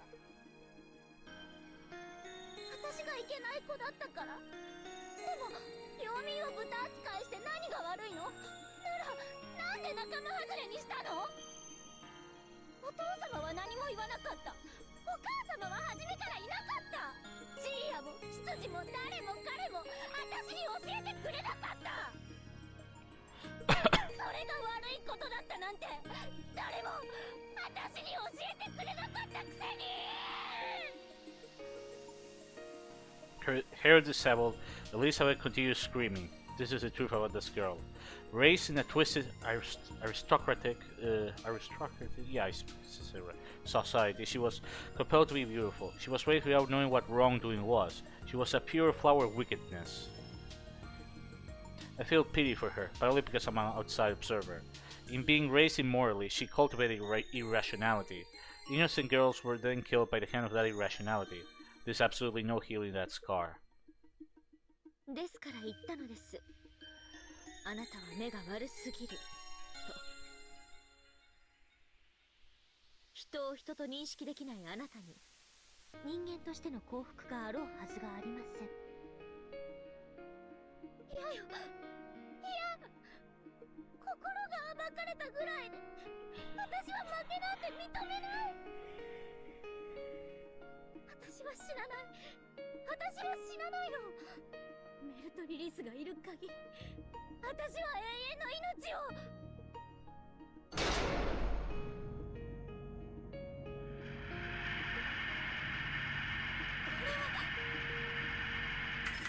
アイスボール展開。意識体をホールド。 Ice deployed? Is that supposed to be a reference? A reference to ice for the United States because of I'm not even I don't know.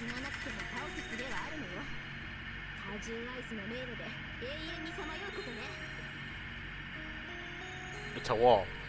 Like imagine a wall produced from spirit crowns. Surrounding Elizabeth.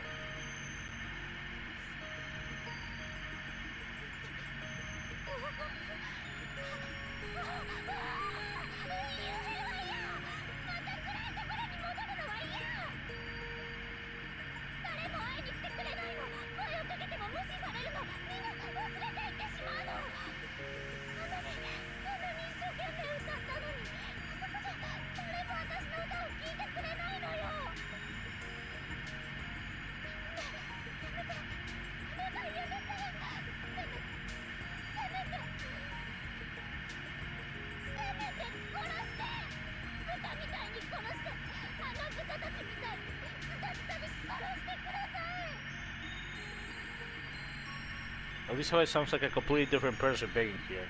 But an electronic wall of ice looms before her, and then...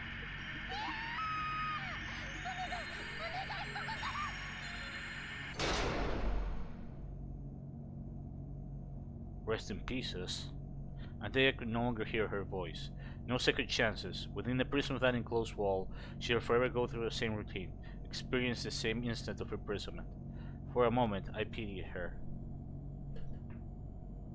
Despite all the lives this evil woman stole, despite asserting that she didn't care about the fate of humanity, despite aiding BBing her plan to bring humanity to ruin, she still put her life on the line for the sake of a wish she believed in. I can't bring myself to laugh at that thought. 勝者のする顔じゃないわね。またしなくてもいい同情をしてるんでしょ。私も人のことは言えないけど。Rin? What does she mean by? なんでもないわ。とにかくお疲れ様。早速で悪いんだけど、さくらの体内洗浄を始めてもいいかしら。The boss of the milk virus, Elizabeth, may have been sealed away, but the virus itself remains. Once we get rid of all, the recovery should be speedy. ありがとうございます、会長。エリザベートの封印で、私の機能も6割以上回復しました。体内洗浄が始まると危険なので、会長も迅速に入り口へ戻ってください。No need to tell me twice. I'm at my limit as is. I know my soul was spiritualized with multicolored tranquility, but being a ghost is unsettling. Shinji should be waiting at the entrance to... Let's start walking back. Alright. I guess that was chapter... なでなでしてくださいね、ご主人様。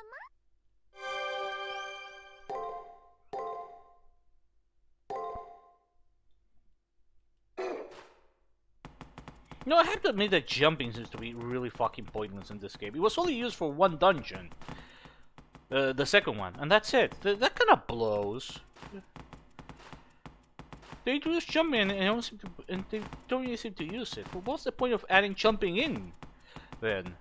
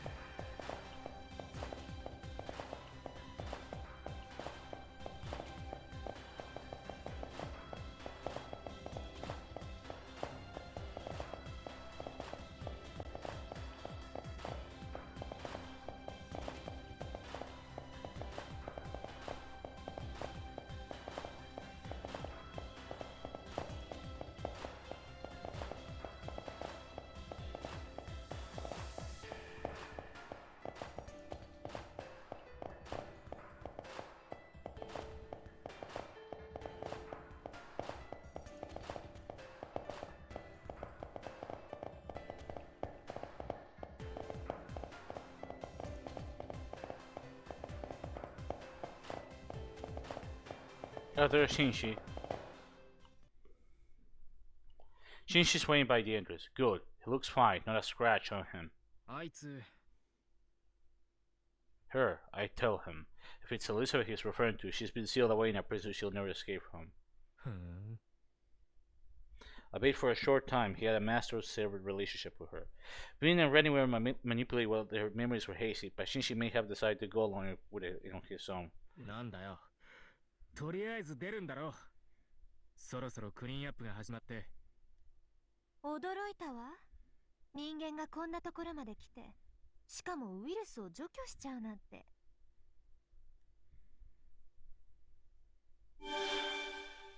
メルトリリス。毎度毎度不意打ちご苦労様です。この性悪トゲトゲ女。警戒する必要はなくてよ。この私はただのウイルス。本体ほどの力はないわ。白い桜に洗浄されてしまえばあっさり消えてしまうぐらい。 This Melif is a clone, or rather the body of someone infected by her virus and made to look like her. I know now, but it's still terrifying. She exists like a flu, and once a life form contracts her, she melts them down and takes them over. This is how that person turned into Melif. お前何のつもりだよ。僕とエリザベートを送り込んだだけじゃ物足りないのかよ。見たところただの端末みたいだしさ、くだらないおしゃべりなんかには付き合わないからな。さっさと帰れ。あら、帰るも何も私はここから出られないのよ。あとは消されるだけなのだから、おしゃべりぐらいはさせるものではなくて、ほんと余裕がないんだから。虫けらにふさわしい無様な姿ね、シンジ。なんだと。そうでしょ。性能はいいくせに思考ルーチンが劣悪すぎる欠陥品。あなたこそ人間の結晶、大衆のゴング。私が一番嫌う自己欺瞞と自己肯定の塊よ。断言するわ。 See, Mario, this is what I meant with the most risky thing. 何も残さず消費するだけの三流。 Yes, they even show like a slow-mo of her ass at one point. I shit you not. それを噛みしめて世界の隅で独りよがりに浸っていなさい。 Shinji barely grinds his teeth. Melody laughs his mouth and then turns towards me. She grins eerily and so broadly it's as if her face was split. I can't stop the goosebumps all over my body. 私の本命はこっち。ようこそ私の中へ。という予定だったけどうまくいかないものね。桜を私にするのは失敗したわ。桜になる予定だったこの私はこの後ハムシのように消されるだけねえ。そんな運命にある私と最後の話をするぐらいの情けはあるでしょ。消します。会長、すぐに回収しますね。その後そのメルトリリスを。いいの？何の危険もなく私と話す機会なんてこれが最初で最後よ。それをつまらない白い桜のエゴでなくしてしまうのは確か。 Melody giggles. She's clearly making fun of me, but this is an opportunity.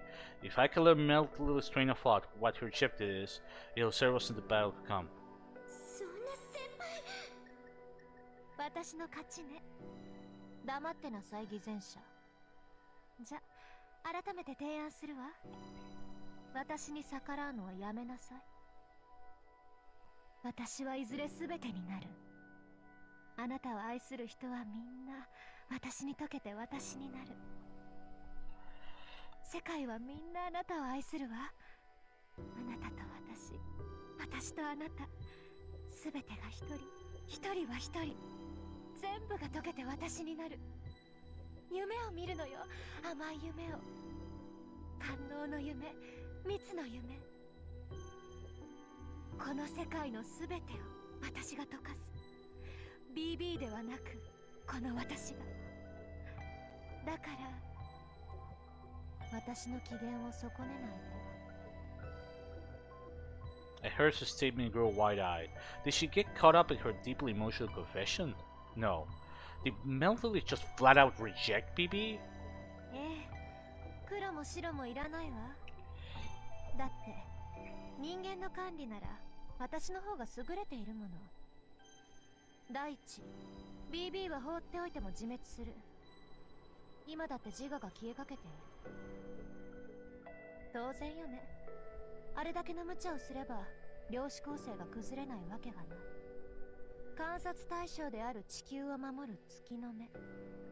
癌である人類を消去するただの殺戮機構にね。だから私につきなさい。あなたを守れるのは私だけ。最後に笑うのはこの精神潜入体サルベージ。そのまま体内洗浄によるウイルス駆逐を開始します。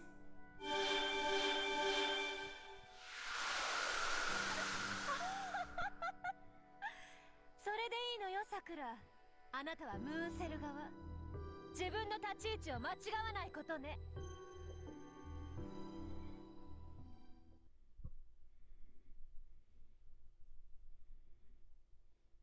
After the sensation of being brought back by intense force subsides, I find myself back in the student council room. I try moving my fingers. They're stiff, but they move. 会長、 Thank goodness, you appear to have suffered no harm. Welcome back, Mr. 23. Miss Tosaka carries Sakura to the infirmary and is overseeing the internal cleaning progress. Moreover... Hi, Shinshi. Oh, god damn it. Oh, is this the student council room?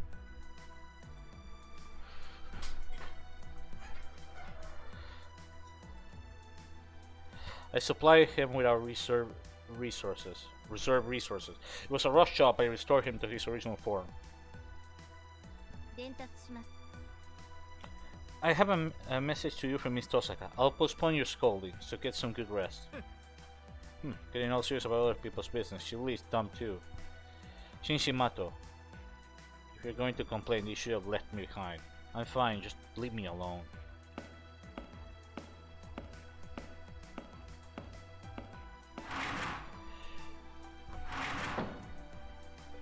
Shinshi, appearing to be brooding, leaves the student council room without looking back. 失敗ですね。 I wonder if my delivery was bad. I don't think the contents of the message were bad. No, Ren did nothing wrong, so there's nothing need for her to worry. Shinshi probably has a lot on his mind. In any case, I save both Sakura and Shinshi. I'm glad I was able to protect my friends' lives. I'm glad I was able to bring them back safe and sound. These sincere thoughts crossed my mind while Ren stared at me puzzled. The moment I sighed in relief, a heavy dizziness assailed me. My attention broke and the fatigue that had built up seems to have caught up with me. Seems that a foray into a digital frame burdens oneself more than forays into the labyrinth. Please go on ahead and rest, President. I'll clean up. It's pathetic to say, but it seems to be for the best. I'll leave the student council business to Rani, head towards my room to go get some sleep. 良い星回りです。良い星。 So yeah, I'm pretty sure that was episode 5, or chapter 5. Now after chapter 6, which I'm pretty sure will be one of the last ones.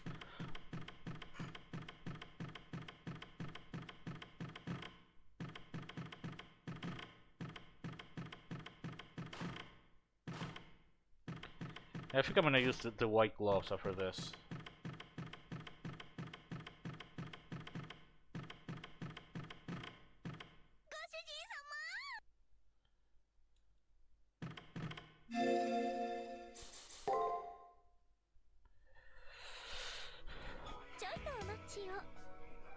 Well done. As for you, darling, please hurry off to the bath and wash that fatigue away. Although I mainly want you to wash that smell off you. There's no need for a love nest to be smelling with another woman. Well, that aside, multicultural tranquility. That's terrifying. Entering someone's mind means yours can be entered in turn.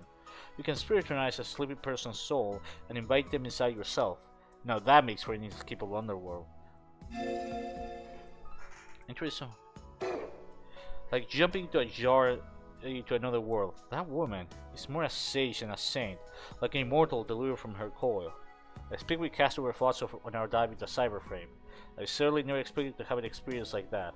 The internal structure isn't the only thing left in my memory. I also recall us settling things with Elizabeth. I'd be lying if I said I didn't sympathize with her in the slightest. I know she's our enemy, but she faced us so many times, and even served me her home cooking, that I kind of care about her. Let it exhaust you shut my eyes, I see her final moments.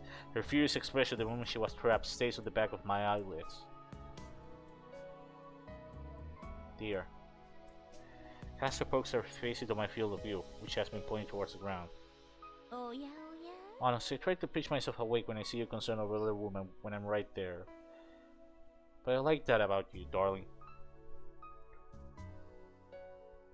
If you're ever sad, don't hesitate to turn to me. It's a chance for me to caress you, or dote on you, wipe your tears, lovingly comfort you. After all, it hurts you to fight.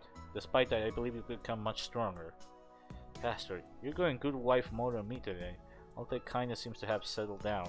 恐縮ですご主人様 Huh? I'm always a good wife. I'm not being vague about the stuff I talked about back inside the body, as if it were about rainbows and butterflies. Oh, she definitely kept it vague. That's it. I think it's best to keep that landmine of a topic vague.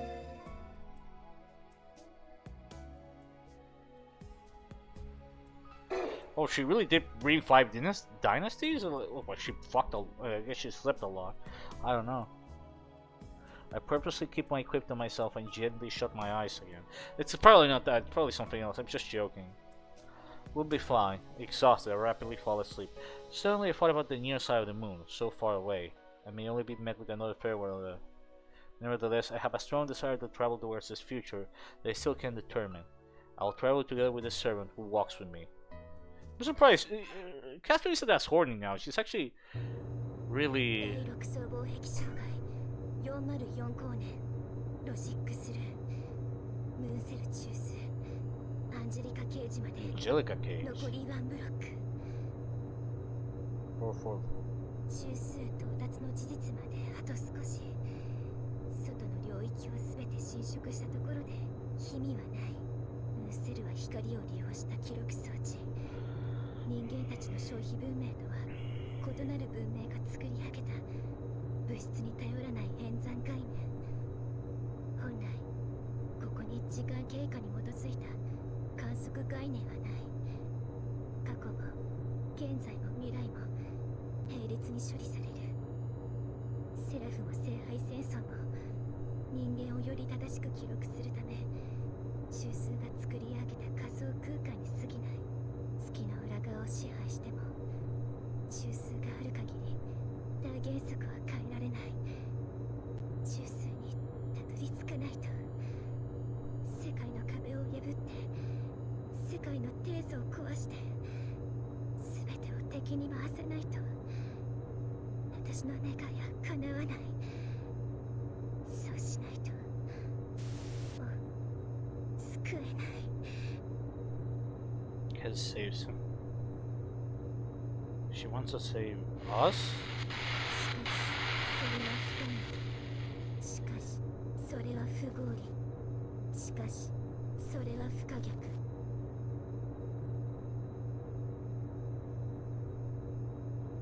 私あなた私あなたアルゴオルガバイオリズムムーンセルはシステムを更新します永劫の今日終わらない毎日お前に届けない Okay. 私には行けるない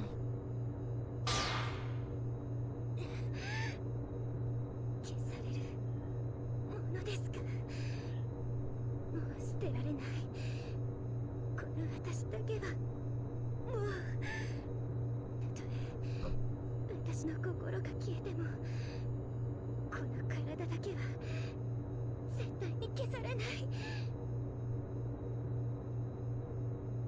待っていて私は必ず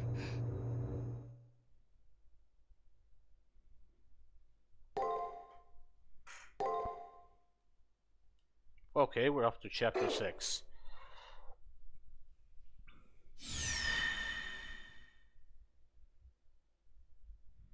Alter ego S, pleasure critical. So yeah, this is gonna be Melt's chapter, isn't 女 it? の話をしよう。愛を守るとき、女は女神と等しくなる。Yep. お前の体が目当てだ。と男は笑った。まるでけだものね。と女は言った。お前の心は俺のものだ。と男は笑った。ええ、その通りよ。と女は言った。助けてくれ。と男は言った。けだものではまだ足りない。と女は笑った。愛しているのに。と男は言った。ええ、その通りよ。と女は笑った。男女はベールの向こうで一つになる。癒着する肌のように。熱に溶ける氷のように。溺愛を具現する女は笑う。すべてを支配してこそ真実の愛たり得るのだと。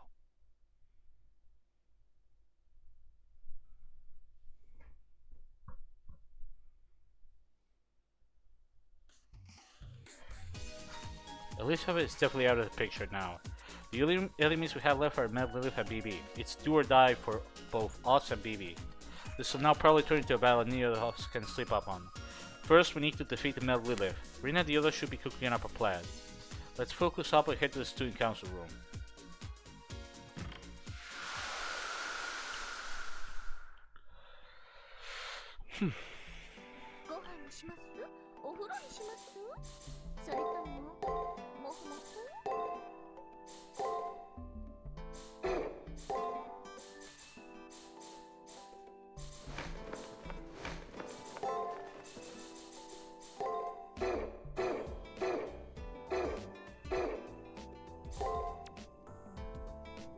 You don't exactly rock the gloomy look, darling. We're just battle with casualties.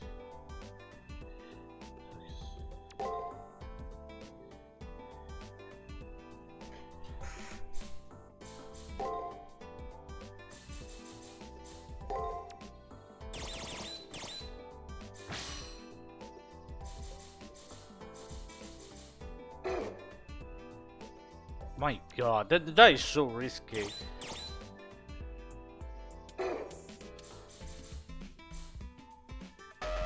What's that suspicious one there?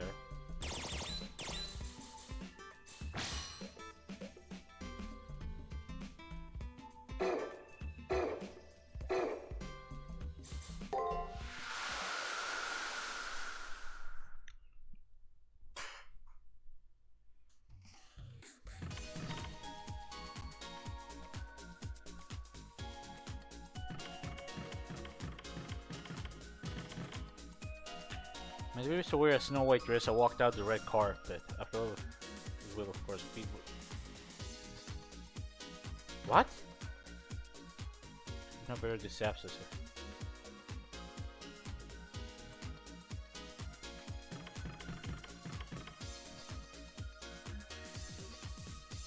Red carpet.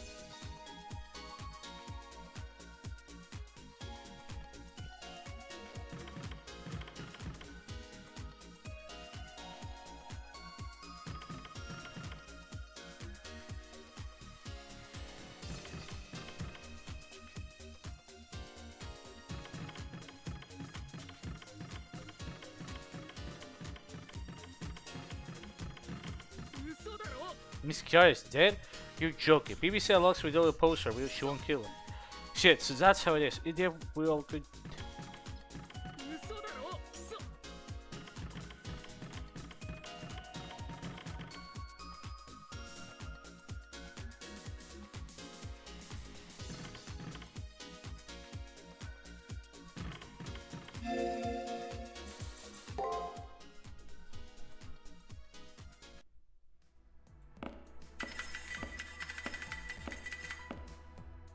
The air has never been so tense throughout the student council room.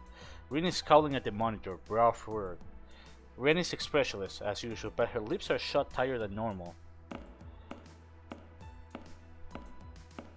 Sakura looks. Rin and Ren may be operating like well-oiled assistants, but I can clearly see fatigue in her face. The three of us are in for some tough fights ahead. I'm ready for it, but still, everyone is far too on edge. 今朝は早いのね。ブリーフィング？それとも気晴らしに経験値稼ぎ？ Rin's smile was undoubtedly one of concern for me. Did something happen? I asked again. 気づかれちゃったか。まあ隠していてもしょうがないし。セブンレイターの数値また上がったの。 Rin says that since the superiors result to the terminal. 7 days later, a simulator for what will happen when BB reaches the moon cell's core and liberates humanity from reason. The number of people who commit suicide has reached 60%. ご安心を。まだ余裕はあります。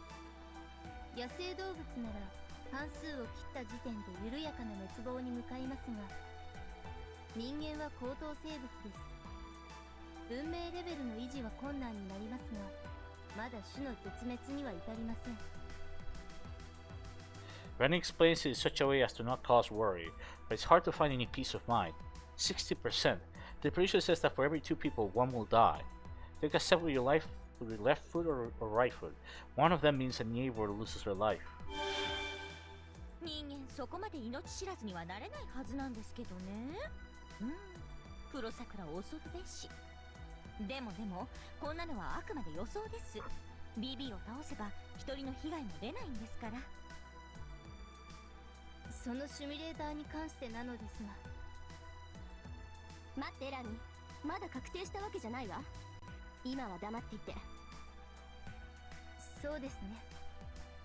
あくまで可能性の話でした。今のは忘れてください。This is weird. Rina and Rennie were looking composed, but now I see in them the gloom of anguish. I wonder if it's despair. I think they learned an unbearable truth and are desperately trying to hide it. ごめんなさい。はっきりとしたことは今は言えない。ただ、私たちは BB を止めるために戦っているんじゃない。運命を変えるために戦っているのかもしれないって。What? I was aware of that from the beginning. But the moment I said so, an indescribable chill ran down my spine. Stop. Change. What's the meaning behind the subtle differences in their nuances? ところでミスト大阪、解析は進んでいますか？摂政員キアラの代わりはあなたにしかできないのです。今はそちらに集中してください。はいはい、分かってるってば。ただいま勉強中。意地でも間に合わせてみせるわ。Rini's taking Kiara's place, but now that they mention it, it's an important role. So long as Melleaf is around, we'll have to go into someone's heart at least one more time. Since Kiara was destroyed by Melleaf, someone has to take Kiara's place. 数値の変換処理ならラニとサクラの方が上なのに、二人とも感情の矛盾点に弱くてさ。思考をグラフにしたとき、急激な振り幅になると文字通りつまずくのよ。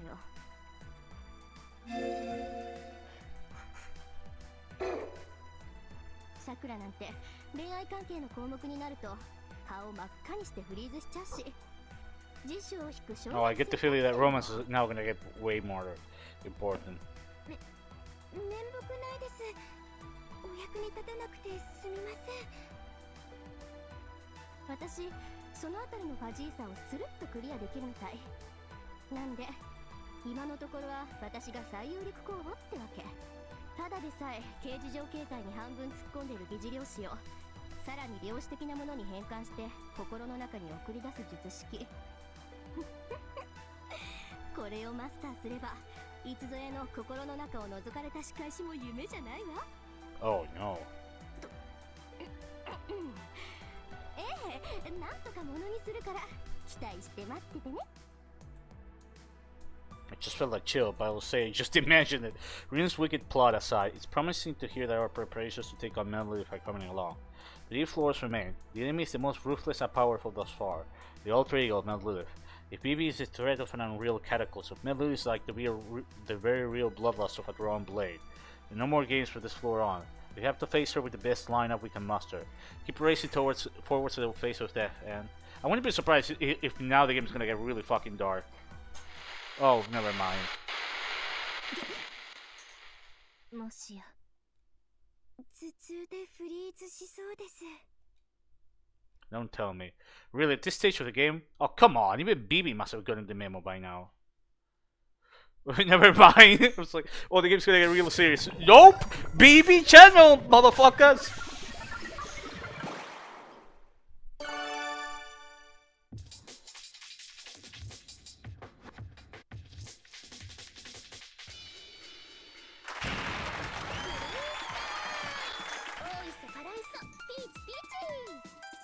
She has a big fat ass. We really wanna know. ネットの海に溺れてますか？ブラクラウェーブでお手上げですか？それでもライフガードはノーサンキュー。リア充の助けは死んでも受けないとか、みっともなくて最高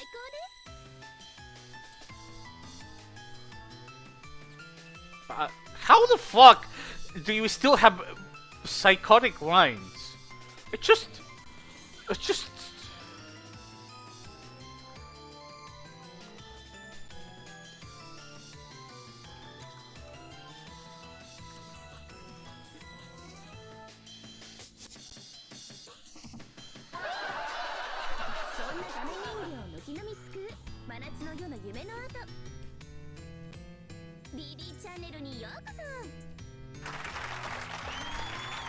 I was a fool to think she ran out of games. From Vivi's perspective, she must pick this channel as a major event. I'd be shocked if you didn't. さあついに来ました最終局目。月の中枢を目指す桜迷宮。その最後に控えるのは海開き大特集、水着ヤンデレ大集合、新炭寒からしむ真冬の決戦。 Swimsuit idol beat up. Yeah, I mean. 鎖もあるの？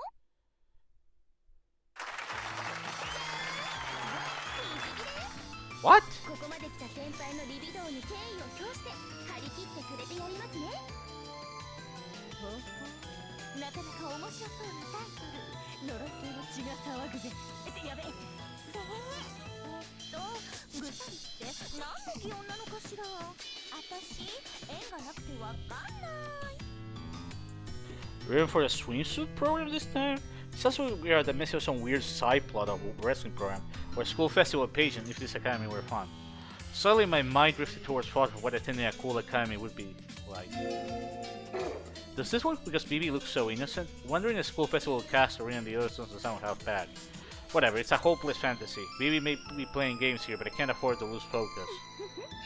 感じます感じます。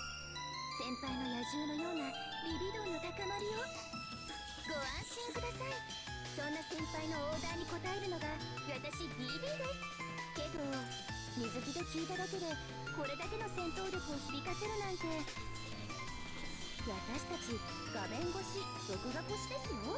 距離と時間を超越するとかどうなっちゃってるんですか？やっぱり先輩魔法使い系ですか？ I have no idea what she's saying. I would like to cut to the chase already, point out to the stage, and say that I'm ready to sue for defamation! そうでした。定例のボスキャラ紹介。今回は紹介は不要よ、BB。私と彼の仲だもの。顔合わせなんて一度すれば十分よ。あれ？ちょっと回線が遠いのかな。第2スタジオで待機しているメルドリリスにつながりません。いいですよね、そんなこと。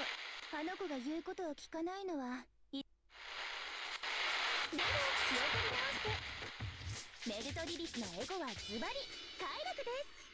快楽、みんな好きですよね。好きじゃないって子はそういう自分に快楽を覚えちゃうMっ子さんですよね。欲望に素直になって楽しい毎日。 BB 会長は今日もアルカディアを目指してムーンセルを突き進みます。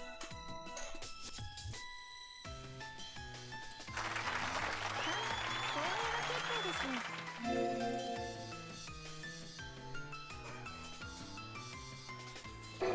あなたたちの応援とか何の価値もありませんから。 What? 人間の矛盾性にはもううんざりです。私は合理性に基づいて人類の歴史を編纂。いえ、それでは不十分です。 BB is acting strange. BB always played up her happiness even when on air, but deep down she always held onto her human warmth. But this BB is... あれ？カメラさん、ちゃんと撮ってくれました？今変なブランクありましたけど。機材の調子がおかしいので収録はこの辺りで。その前に残念なお知らせです。 BB ちゃんの仕事はついに佳境に差し掛かりました。先輩や旧校舎の皆さんで遊ぶのはここまでです。私は今ムーンセル中枢を守る最後の壁の前にいるからです。 Okay. まさに春光、修正、落成式。皆さん拍手で祝ってください。桜迷宮はついにムーンセル中水域まで貫通したのです。まだ数が残ってます。手順早すぎ早すぎなんですけど、ムーンセルも古尺っていうか守りは万全っていうか、せっかく光の速さで虚数空間を駆け抜けたのに、大きな壁が悪魔のヒロインビビーちゃんの前に立ちはだかったのでした。まるっと円形の8次元までカットする量子防壁ですね。これを壊すのは骨が折れそうです。でもこれが最後の一手。あとはこの壁をゴリゴリ削れば私はゴールに到達します。ですので皆さんの相手はメルドリリスに一任しました。ちょっと冗談の通じない子ですけど、その分仕事は完璧です。それでは先輩、ごきげんよう。この階層でも無駄なあがきをして私を楽しませてくださいね。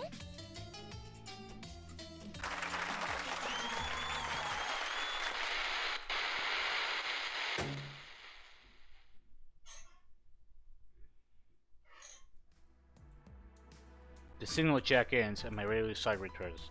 There was a weird tone near the end there, but B was her usual self. そうですか。今回のあの方、ご主人様への攻めがいまいちでしたけど、調子悪い？ Caster mumbled something ominous. BB was acting differently than she has been. The moment I thought that's nonsense, I became astonished. What's wrong with me? That's the nonsense here. I can't believe I just had even the tiniest concern for BB. Alright, let's ignore BB's enthusiasm for now. We are at the final phase. Sakura, can you predict how long it will take for BB to break down the moon cell's core barrier? I don't know. The barrier which leads to the core is in the theoretically unreachable category. Only the moon cell can open that barrier, but BB occupied the far side of the moon and gained the same amount of resources to calculate with. Even this, I can only be sure that since it's the moon cell's offense versus defense, it may never have an outcome. Or it will be decided in an instant. If the balance of power leads towards BB the slightest, the defenses will be broken. Yes, presently the core's barrier hasn't taken even 1% damage. Even BB must be getting discouraged. Which means we have a chance. BB was talking herself up, but Livia thinks the male Lilith is proof that she's desperate. Yes, even if she created a route connecting the Sakura Levy to the central region, she can't enter if the barrier is still there. Breaking down barriers is harder than expanding the labyrinth. I want to believe we still have an extended window of time. Okay, both sides are desperate, or at least that means we don't have time to sit here and chat. Believing you, we have countermeasures to deal with Midleaf and BB's 10 crowns. We are looking into it. Just focus on clearing the Sakura Labyrinth, 23. Start with the 11th floor at the least of a shield. It should be gone now, so go through it to get to the 16th floor. Sakura will be monitoring to prevent essence dissolution, or quantumly observing. I'll be analyzing the destruction, navigating, and jamming. Man Lilith is a fiendish AI. I amplify the jamming so that she won't detect you, Mr. 23. The three of us can only guarantee 40% safety, but we use everything we have. Please be careful out there, future.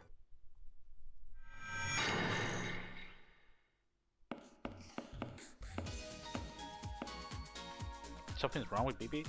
Well, of course, she's an AI gone rogue. She seems logical, but she's holding on to chronic emotions or lag.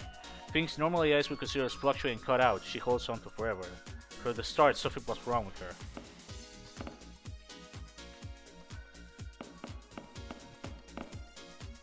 By the way, about that recent psycho dive, what do you think about being inside Sakura? Hey, Tosaka! What you're saying is in ways true. Why are you getting so embarrassed? You're an AI. Aren't you used to having your internal structure investigated? I'm not used to it. It was the first time Senpai infiltrated. Oh my god. Is that so? Well, there are only a few wizards who can hack one of Moonsoul's advanced AI. Sakura, I apologize Miss Tosaka's rudeness. She has a tendency to be overly logical about hacking. Well, actually, she is prone to being more inhumane than us. Huh? This is no big deal for a wizard. Why are you staring at me like that? As you can see, she lacks delicacy. I'm still learning about emotions, but Miss Tosaka is an excellent teacher of what not to do. Ah, I know what you mean. When I look at Tosaka, I try to be more conscious about the hem of my skirt. Yes, you're very smart, Sakura. You two get along really well, don't you? Well, most importantly, Sakura came out fine. We also got Elizabeth out of the way. Things turned out alright. So what was it like in Say Sakura? Hey, Tosaka! I know, just kidding, it was a joke. すごいじゃないすごいじゃんエクセレント Once I get more emotions, I think I'll send Miss Tosaka a thank you letter. Naturally, I thank her teaching you from not to do. ありがとうございます That's a good idea. I'll do so as well. Hey, enough of that, you two. 同意します And I deem it that it strikes Mr. I got this. 同意します許可できません Hacking is skill for exposing AI's private information anyway, right? 許可できます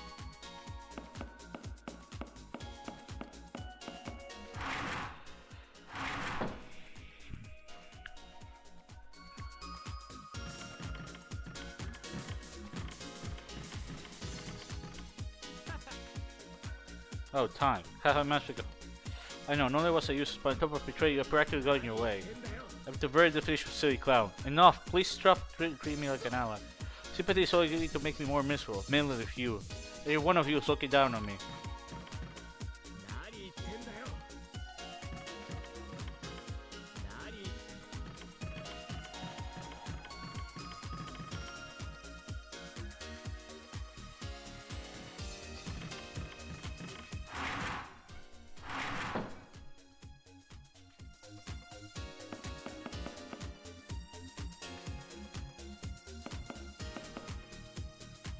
Watch.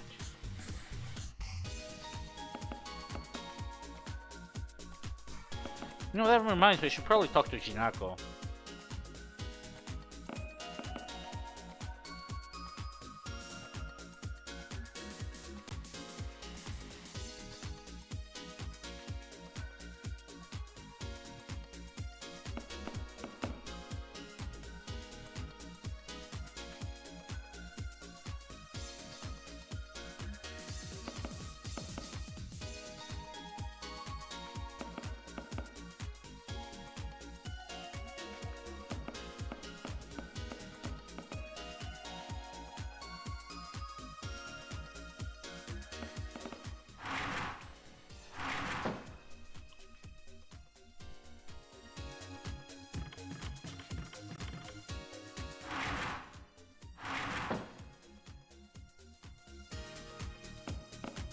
No, it's already here.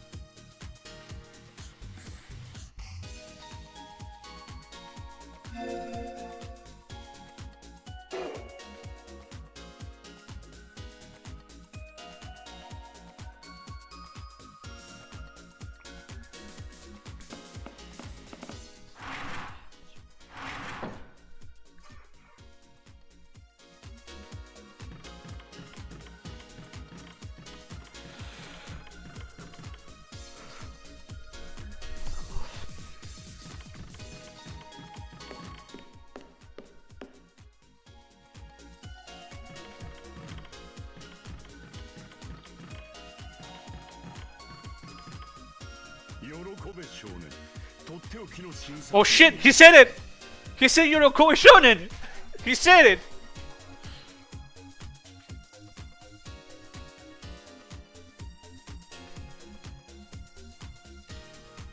A new special.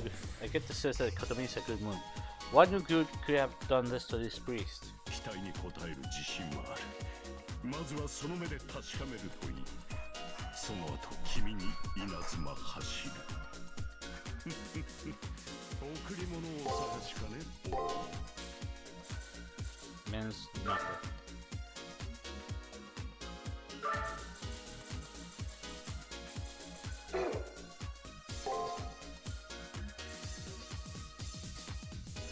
Oh, Sword of Repentance! Here we go, baby!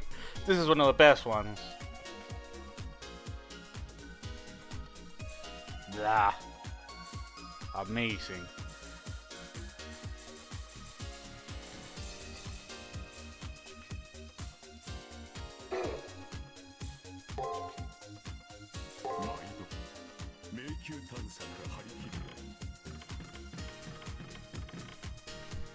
The electronic sea is a force to be reckoned with. Despite my tough luck having my brilliant supporter, I made no headway, and so... Time! Commence the Taiga quest. Breaking out of here using brute force alone won't work. I think we also need luck. So Time, I want you to bring me an angel and make luck as soon as possible, please. Make this a throw.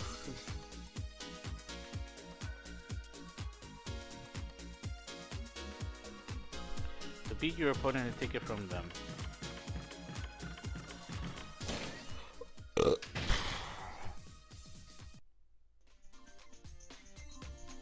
Hinako's new job. Is she just gonna sit here and do nothing? Did she learn nothing from her chapter?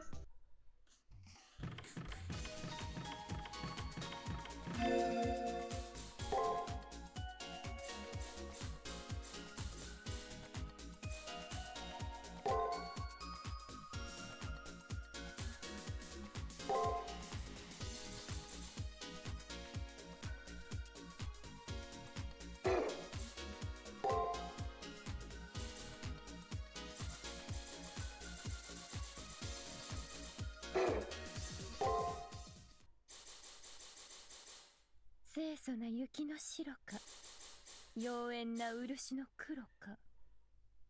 女ですもの。それくらい使い分けますわ。最後に測ったのは確か49キロですが知りたければ抱き上げてくださいますか。166センチです。アンデルセンと並ぶと余計に大きく見えてしまいますね。6月4日。年は重ねたくないものですね。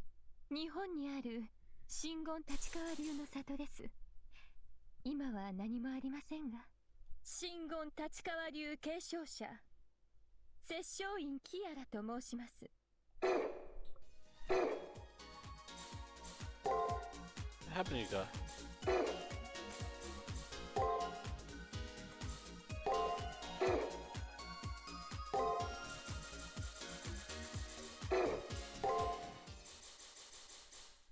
フェチよ。心のきしみ、地上から絞り出される叫びはたまらないわ。聞いているだけでとろけてしまいそう。190センチ。この足が見えないの？好きなだけ見下してあげてよ。4月9日。正直いつでもいいんだけど、リップの妹は嫌だもの。メルトリリスよ。美しい響きでしょ。4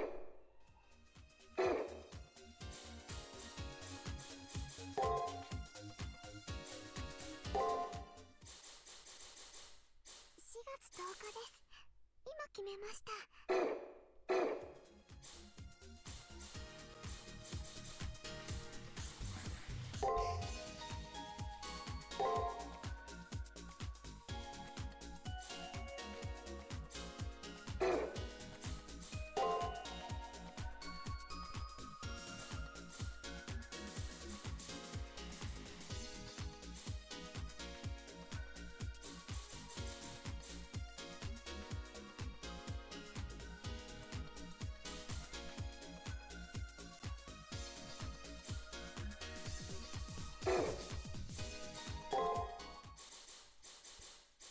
マも尻尾もちょっと恥ずかしいかも。もふる前には食べちゃうと宣言をお願いします。うずめちゃんのお料理教室に通っております。ところでご主人様、好きなおかずは何ですか？これはまた難しいことを聞きますね。日本かな。49キロです。雨にも負けず敵にも負けず鍛えに鍛えたこの体、ミコーンと可愛いお耳を除いて160センチにございます。なでなでプリーズ。49キロです。雨にも負けず敵にも負けず鍛えに鍛えたこの体、恥ずかしいことなどないのです。キャスターでもタマちゃんでももちろんハニーでも Oh, hi, Slap. ま、ご主人様に限りますけど。 I'm just looking at the secret garden.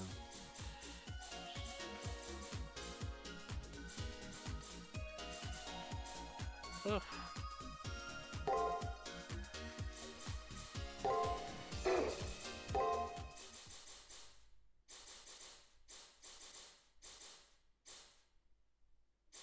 家柄、資産、仕事、趣味、いろいろあるはずなんだけど、 That threat session そ lasts っち about 6 and のけでビビ a ッ half. ときちゃうもの。ズバリ運命ってやつよ。芸能界の流儀はバッチリよ。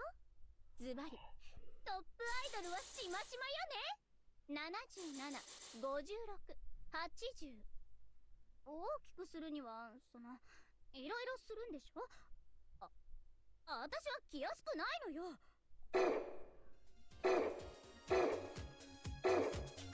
Alright.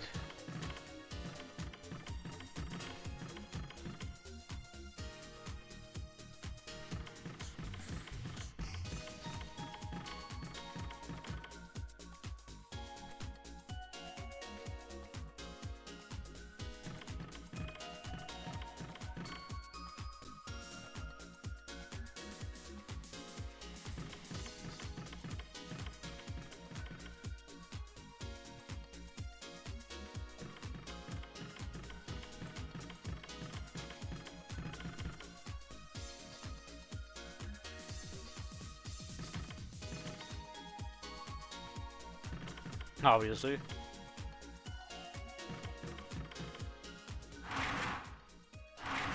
Do you have fun, Slap?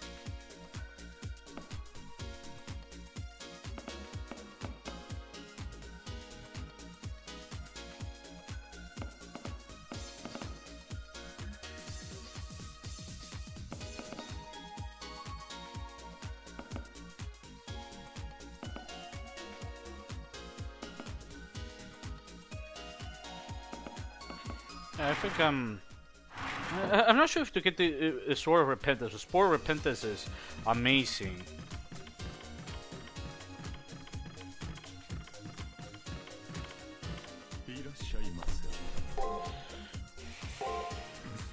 But this game is a lot easier. You don't really need as much.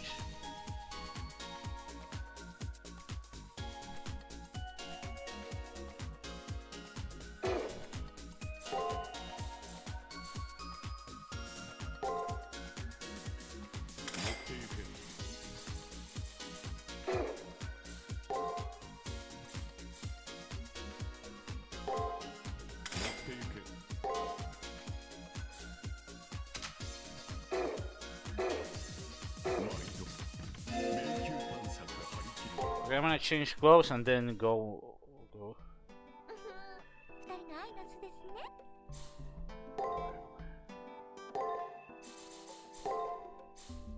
Gloves. Oh, we have another one. You could.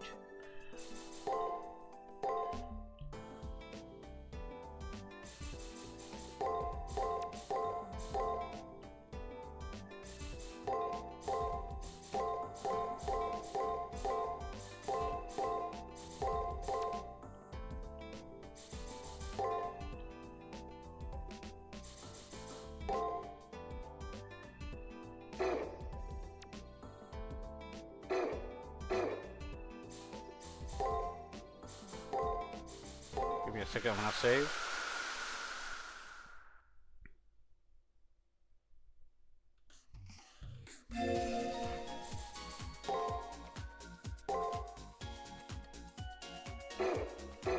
Okay, let me talk to Casper.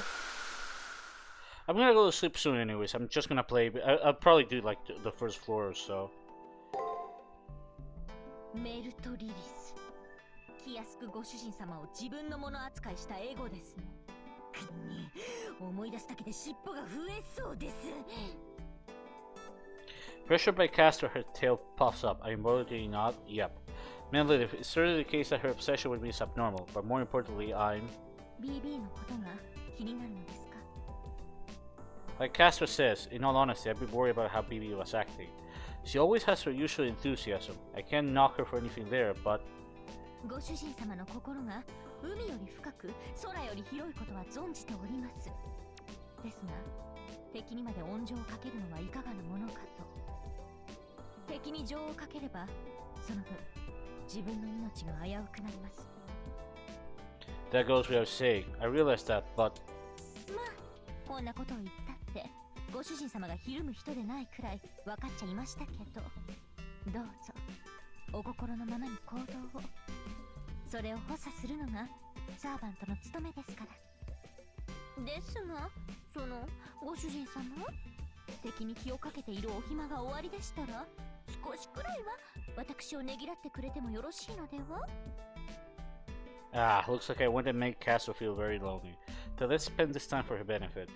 マジですか？キャー！まずはシャワーを浴びて準備万端整えますゆえしばしお待ちを。 Wait, why are you going to take a shower? ご主人様的には黄色の襦袢？それとも洋風にバスローブですか？バスタオル1枚も OK ですけど。って言った尻尾引っ張るならもっと優しくお願いします。Oh god.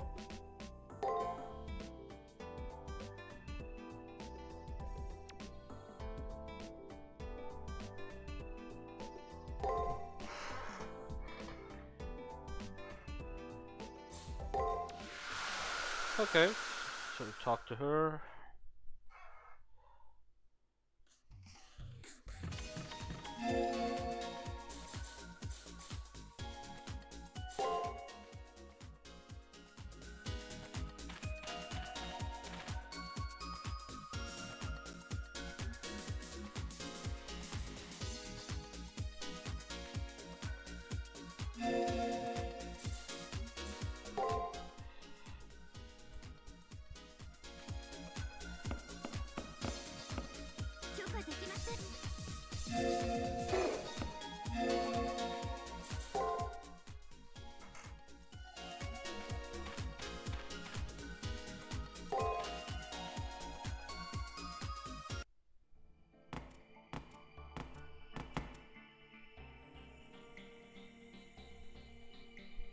We descended to the furthest area of the labyrinth's 15th floor. Previously, Elizabeth's shield was blocking the way. Nothing here to remind us of Lizard Woman. Thus passes worldly glory. One misarrangement can lead to one's downfall. Huh? You want to know what I mean by misarrangement? I talk about her horns, the horns on her head. Dragon horns, cat ears, some turn to such attachments when they have no confidence in themselves. Devious. Truly devious. Test. Signal looks good, Time. I'm glad to be working with you again. I'll analyze during emergencies and keep you comfortable in measuring number space. I tie you up, so now my processing is up 20%. Thanks, we're counting on you, Sakura. Now, it's almost showtime. Are you stuck up? Okay, now it's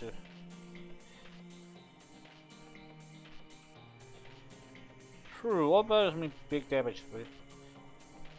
Gosh. Alright.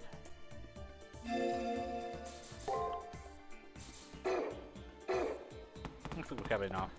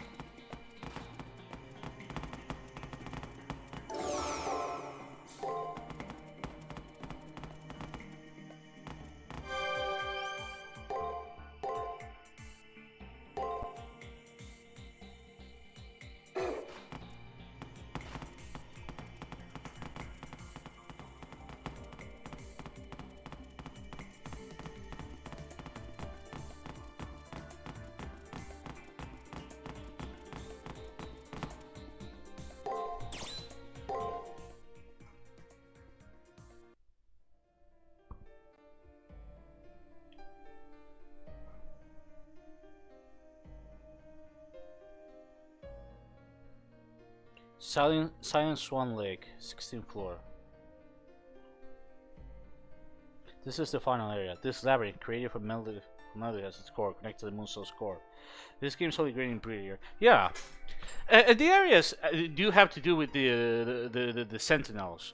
Like the first one, we really was like it was like cities, hot, like looked like a rich area. And also note that the color scheme was orange, which matches up with Rin's color scheme in Fate Stay Night, orange. Well, not yeah, orange yellow. You know, the color fall. I mean, Rennie was all like strictly calculated. With Jinako, the skeletons all have to do with death. You could probably say it's like because the focus was on spines. It's probably meant to be like how Jinako has no spine, like she's a coward. And now with Melilith, you see all the like the nectar flowing in. Maybe it's not as obvious as the first 3 dungeons from Extra, but yeah, the art direction was absolutely on point in this game. There's no denying it. This might be like top 3 best PSP games in terms of visuals, and that's amazing because Fate Extra, like I mentioned before, is already one of the best ones. Like easy would be top 10. And this was done like I assume it started development like 2011. It came out in March 2013. The original Fate Extra came out in like late November 2010. Let's say they began development like at the start of 2011. This was done in 2 years. It's amazing. Although I was prepared for it, this floor gives me chills like no other. 同意します。 I really missed Osaka. This floor is filled with intentions and likes we've never seen. Unwavering positivity and absolute confidence.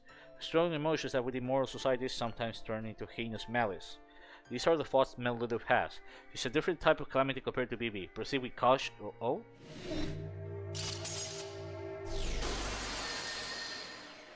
Well, that's because we have first SG, I assume. Remember that we got first SG before. The shields have disappeared. We just got here. What's going on?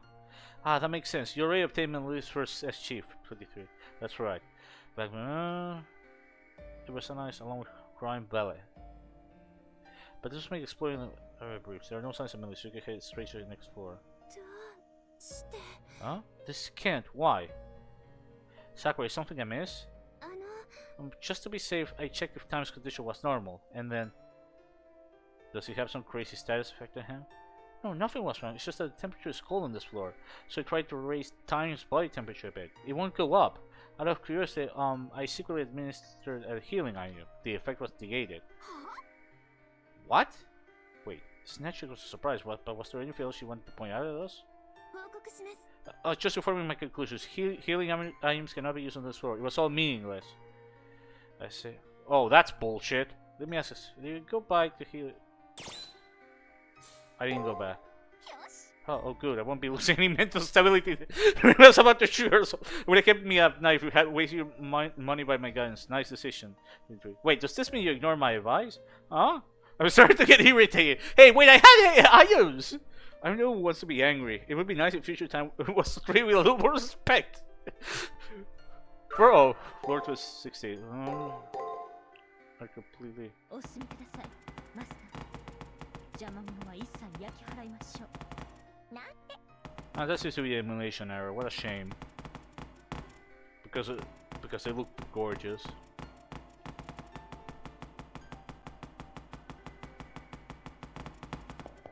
Oh, what's that? A sign? There's a suspicious sign here. I take a look. A special edition BB channel, an anime staff original, the long-awaited swimsuit episode.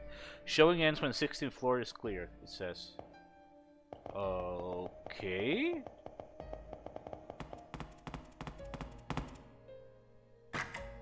Uh-oh. Huh? I just got a bad sensation from under my feet. Darling, you just stepped on something that clicked. It went BB. This trap button feels like triggering a pop-up. I fearfully move my feet. Cleanly reading on the floor, the words BB Channel Business Trip Edition are written. Uh-oh. We haven't seen this since the second chapter.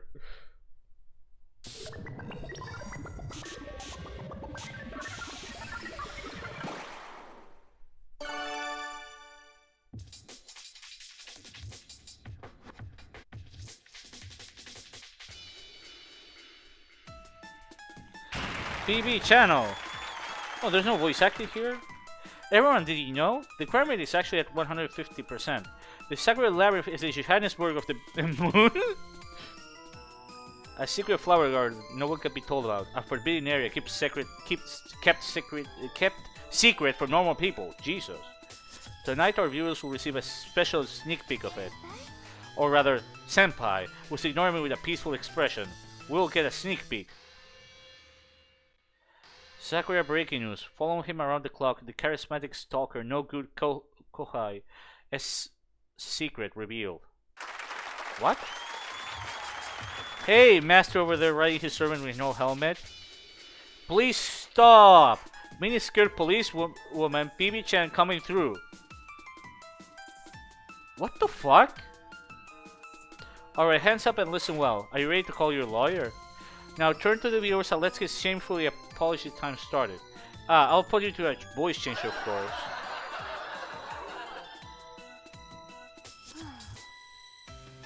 Huh? I'm not getting much of a reaction here. Not only has Senpai gone silent, but so has the servant. Not feeling well. Was it something from the commissary? Do you remember to restore your MP? To a certain extent I'm impressed. Even under these circumstances, BB is still BB. No one could possibly be this dumb! What the fuck? Ah, you're so mean. Even I can read the room. This switching was pre-recorded after all. I threw it together while you were playing with Eli. Right about now, I've probably stopped caring about you and the other senpai. I left Melody to handle his while I charged towards the core. So I'm probably laying waste to the world right about now, but I couldn't care less. Actually, are you still defying me? I thought you made it abundantly clear they have no chance of winning. But I really just don't know when to quit. But I find that wonderful about you, senpai. If the heroes had to say they were like that, they'd be liars. I'm going to reward you today for being that way, senpai. Please let me hear some barks, okay? I created this show so that, even at this stage, it will automatically play. When someone still willing to fight comes along, it's my special service from me to you. There's one more critter left. A criminal who betrayed me. There's a bad little doggy hiding around here. This dog is a naughty child who brought me from a certain truth and scurried off. What? This dog is... You're free to find and talk to them before the mini-scare police comes knocking. A criminal will betray BB, a certain truth. These words are pretty meaningful, but what does she mean by truth? It can only be about one thing. Why did this all happen? It's about the cause, senpai. And with that, we'll end it here. I don't know how I'm doing at this point, but please be sure to play nice with me, okay?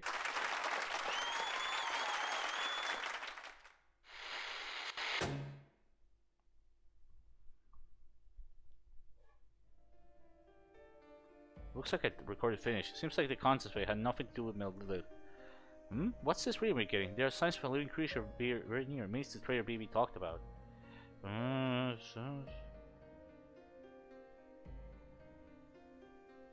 don't think NPCs would choose small extra. Let's start by exploring the area.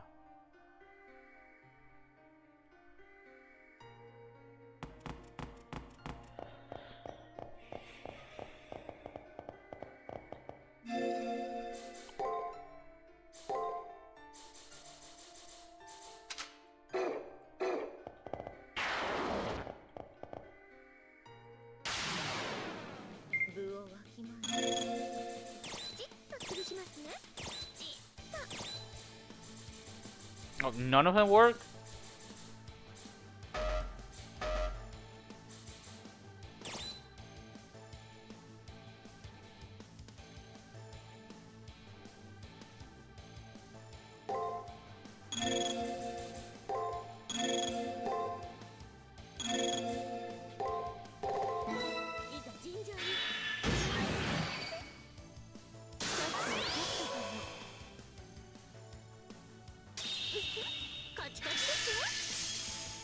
Yep, Castor's back to being super fucking broken. But she was already super broken before.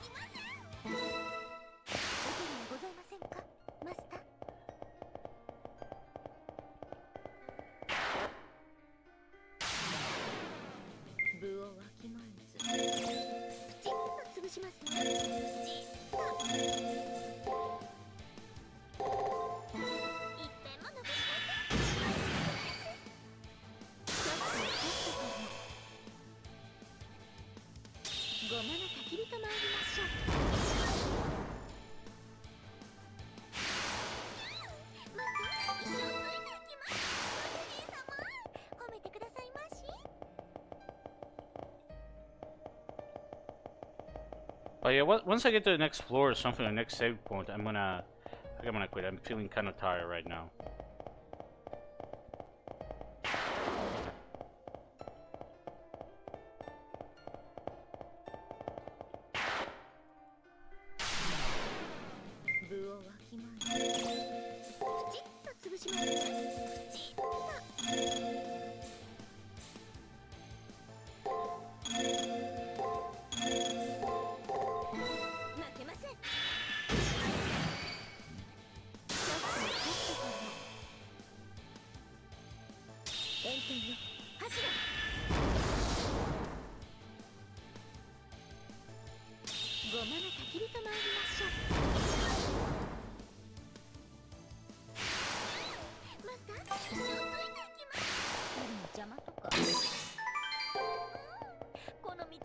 Why isn't a green one?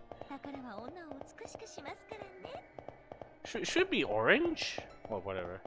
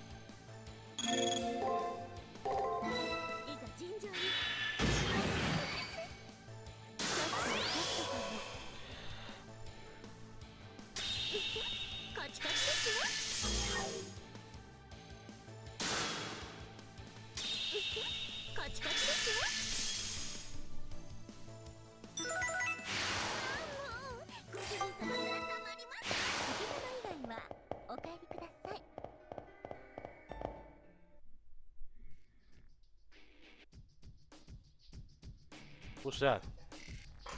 A strange sight freezes me in my track. There are NPCs collapsed on the floor by the looks of it. Their boys are like, let me face. Could this raise our fate?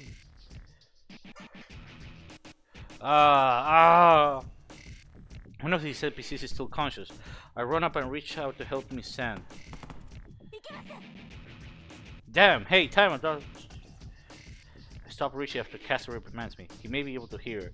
The scholar NPC lets out a groan after hearing Caster's voice. Someone help us! She brought us all the way here. We are becoming one. We are ready to mirror storage again. She's making us hers. Help! Help! I'm faint. He vanished, or dissolved, I should say. The NPCs deform, liquefy, spill across the floor, and are absorbed. Rin's emotions convey even over the comms. This repulsive sight caused Rin and the others to show disgust of fear.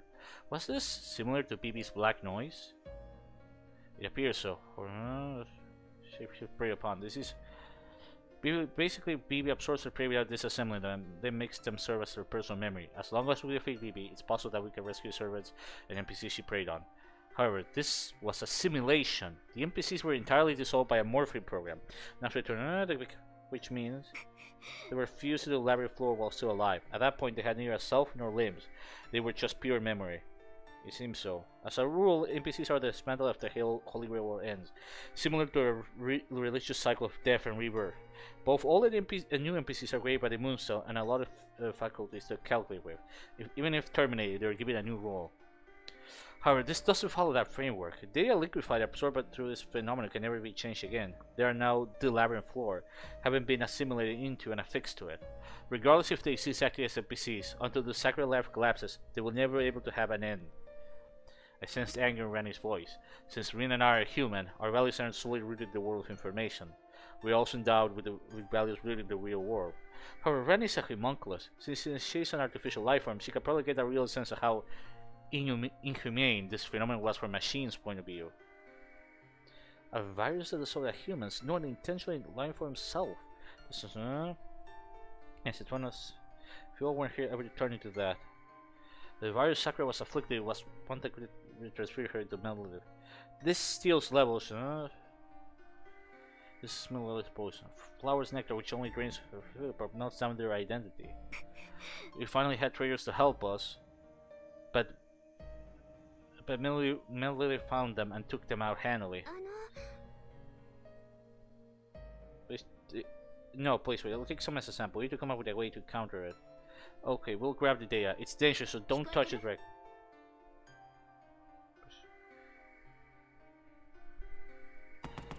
No need to tell me that twice. I'm jumping over all the purple shit.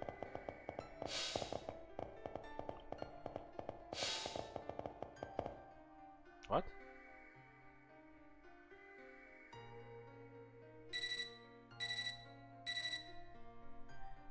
More of that melt virus. Something's catching my eye. Are those footprints? There should be a trail of. I don't think it's likely a regular PC would steal BB's secret, but that's I can't think of anyone else. What is the truth behind the cryptid which spills blue liquid as it walks? This isn't the time for narration, is it? Darling, really yourself. As if someone annoying is waiting for us. They have combat power spells. Cast?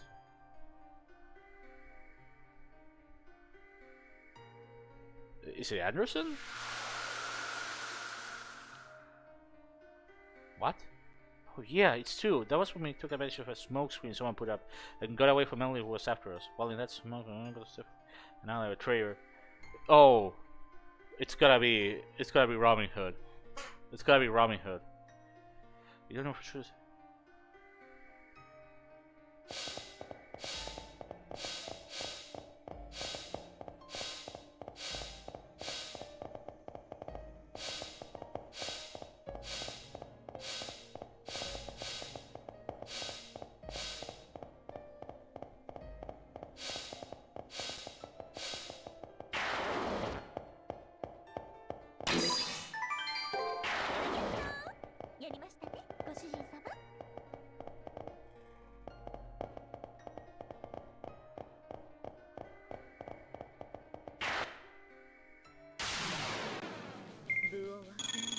Not now. I'll later kill you, not now.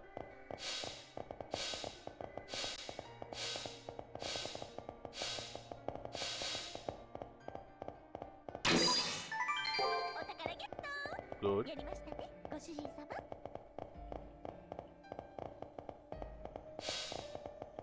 But yeah, jumping is an underused mechanic. I think it's only ever used in Chapter 2 so far.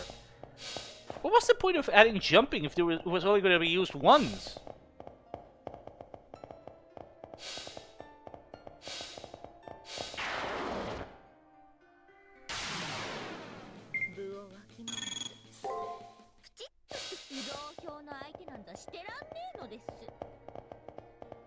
Yeah, I don't think I could go. Dude, leave me alone.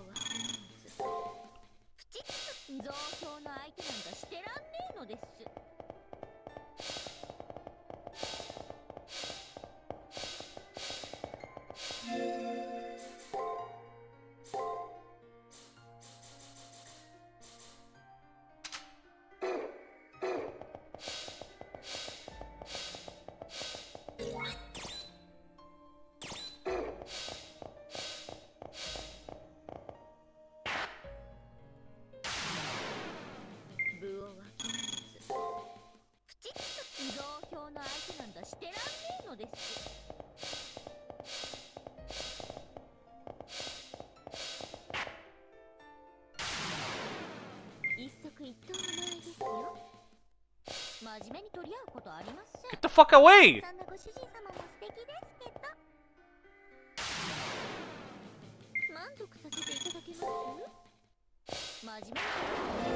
Okay, I'm gonna have to change.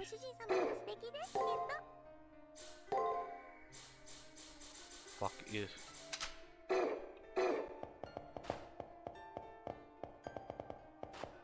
Nah, fuck it, I'll kill it.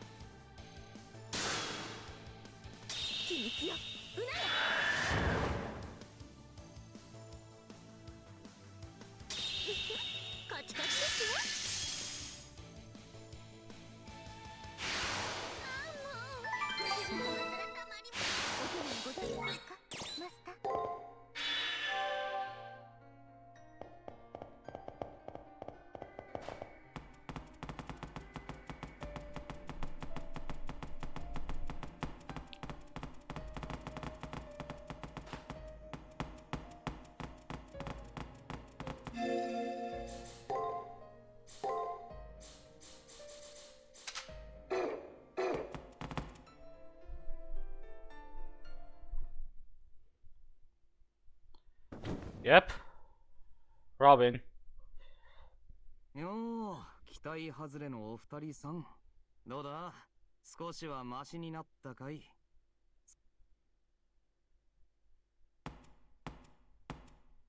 あった早々にこき下ろしときました。相変わらず口の軽い2枚目。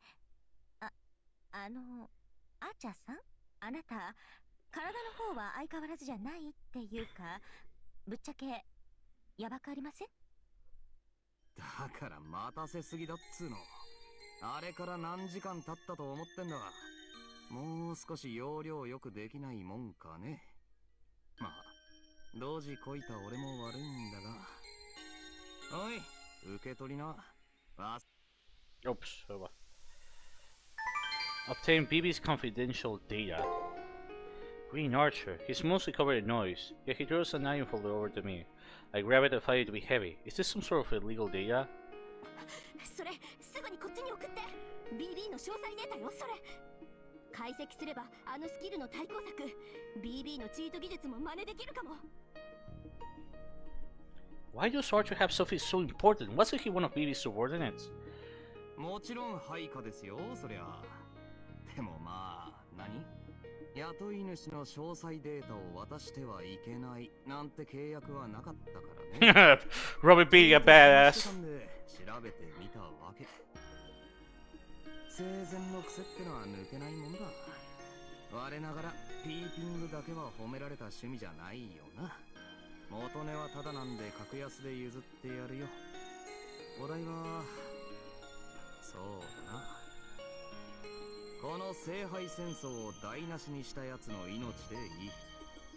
敗れたとはいえ、これは旦那の戦いだったわ。それをくだらねえ個人の欲でどうにかしていいもんじゃねえんだよ。 So that's how he went down. BB may have had his life in his clutches, but he never sold himself away. Just like the other servants, he showed loyalty to his own master. 最後にいいとこ見せるとか、そんなの緑色じゃありません。さてはあなた偽物ですね。相変わらずなのはてめえだクソギズネ。 You shitty fox! What the fuck? 当然です。私、あなたのリップさんへの虐待をバッチリ覚えていますから。たとえマスクはイケメンでも、心がイケてないのなら獣と同義。あなたはイケてるモンスター。そう、イケモンです。ちゃっちゃと倒して。 No, Castro, what the fuck? ああ、すげえ。こいつすげえ。ぶれないわ。この状況でも。いや、この状況だからこそ本性を出すわ。少年も大変っしょ。この動物を飼いならすのに比べたら BB の調査なんて朝飯前だぜ、きっと。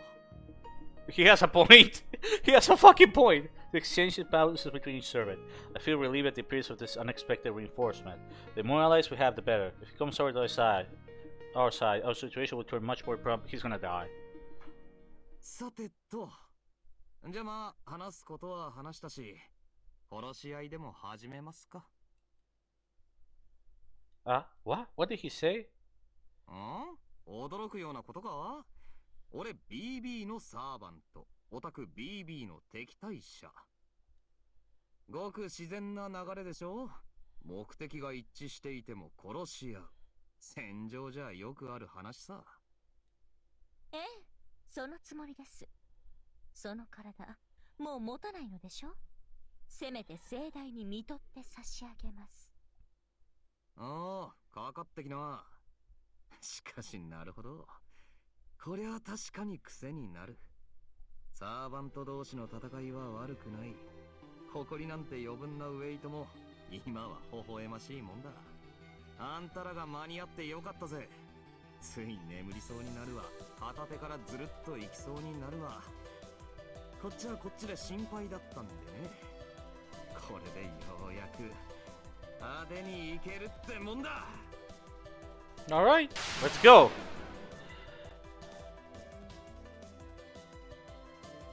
ところでイケモンってどんだけ種類あるの？伝説のイケモンとかいるわけ？もちろんいますとも。暗黒イケモン生命とか What? 脳筋イケモンゴールデンとかいえ間違ってもゲットしてないですけど今さら突っ込むのも野暮なんだが、てめえの世界観ほんと自重しねえのな。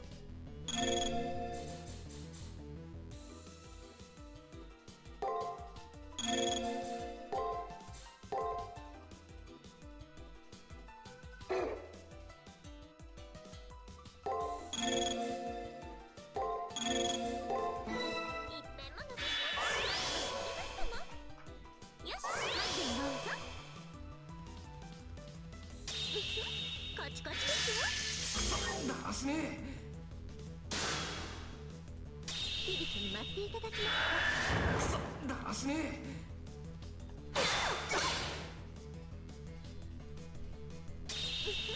カチカチですよ。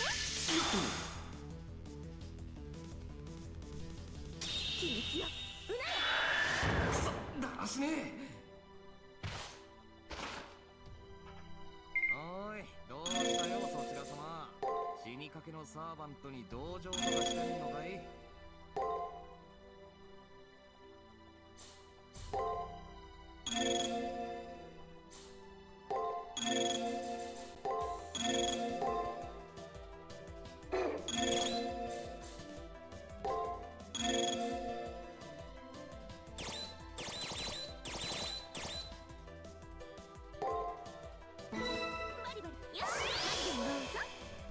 かすり傷でも十分なんださ。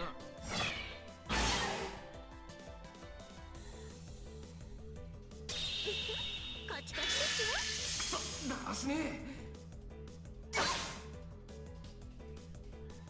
秘密ようなやだしねまだ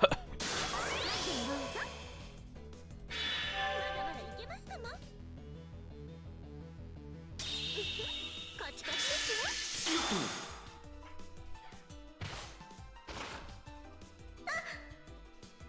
仕込みは万端。じゃあ釣り上げるとしましょうか。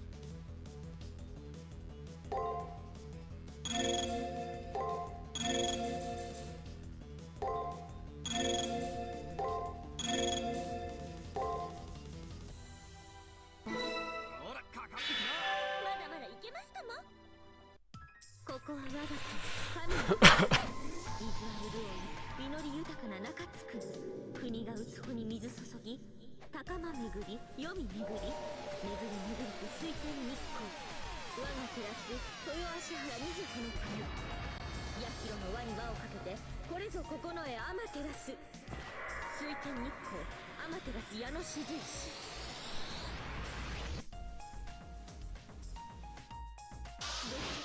私の主戦力です。突血新緑より湧きいずる。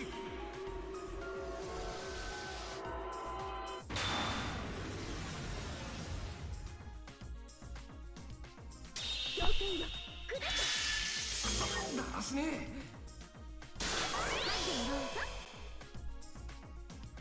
秘密ようなやだしね氷剣よくださだしね One more and he's dead.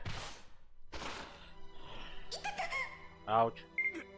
どうなってんだよてめえの体。人間ならきっちりしんどけっての。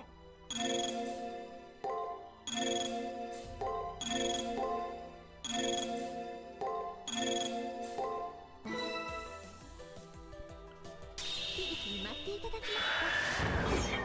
There we go. He's dead. あいったね。もうちょいいけると思ったんだが。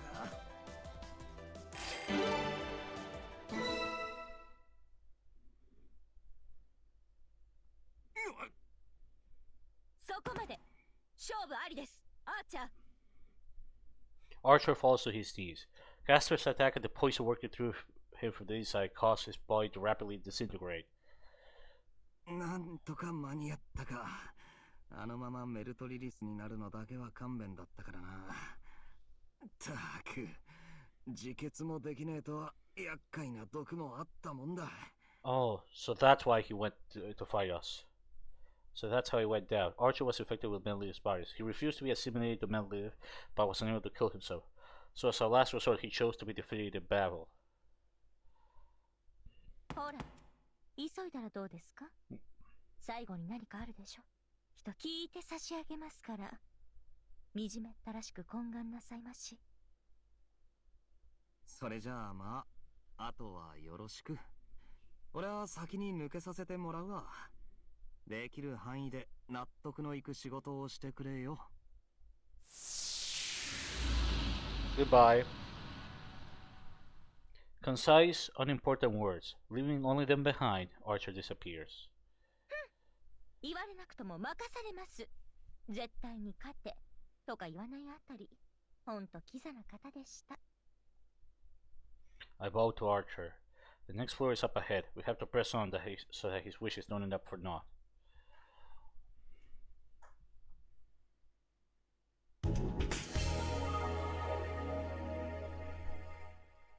お勤めの後は緑茶と羊羹オーバー。あとはなでなでしてくださいね。I activated checkpoint. All we did on this floor was pass through it. The real show starts with the next floor art. Before that, let's head back.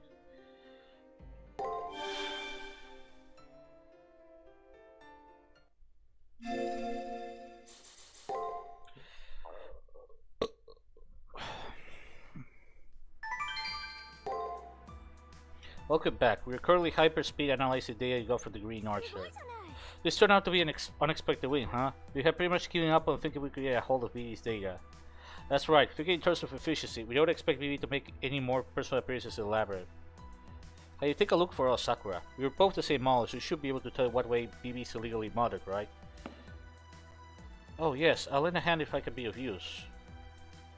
Let's leave these three to their analysis. If we can identify BB's matrix, we should be able to counter that skill of hers.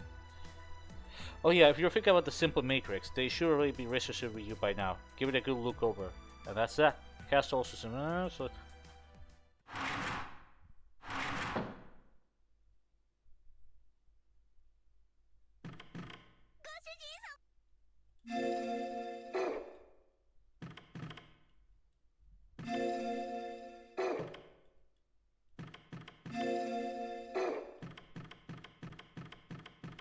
Oh, look.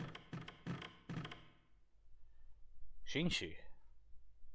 Shinji is standing in front of the room. By looks of it seems he wants to talk to me about something. Ever since the whole affair with Elizabeth, Shinji has become increasingly obstinate. I wonder what Shinji wants to talk to me about, in spite of that. Tosaka's been keeping me on the loop. You saw just how classy you are, yet you still went into her labyrinth, huh?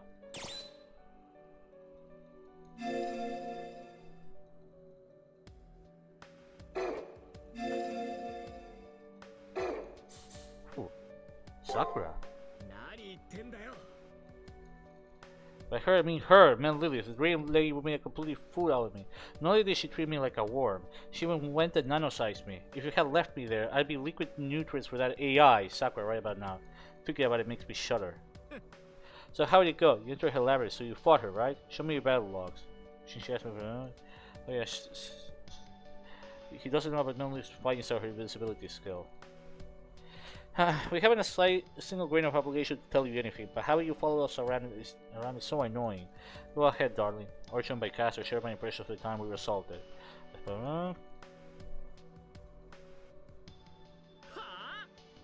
I knew about Drain, but what's up with that invisibility? Is she really invincible? I can at least say that she nullified everything we threw at her. Maybe she just has high defense, and if we get our attack stat up, we can break through. All we can do is hope that's the case ahead of the labyrinth. You got some guts heading to the labyrinth with her after you. At least we both have awful personalities, but she's even worse than awful. You'll get slower without mercy if she finds you. Huh? You weren't attacked this time. She's just straight up snubbing you. You don't even qualify as an enemy to her. Are you going to beat that? Did Tosaka the others came up with some sort of strategy? You're coming up with one. But the whole Leo left behind is a big one. All the work is piled up solely on Rin and Ranning. I have no choice but to find a countermeasure for Melody within the labyrinth. Unbelievable. Are you seriously not scared? You do realize we have no chance of winning, right? Yet you're still going to defy BB? The near side of the moon ain't that great a place anyway. The Holy Whale War was an actual slaughterfest. Even if we make it back, we'll either leave or die. That's it. What the fuck? Shishi's making sense. But still, you'll go back to the near side. I don't hear the usual bravado in Shinshi's voice. In his own way, he's speaking his mind. He's expressing his raw apprehensions without any pretense. I should.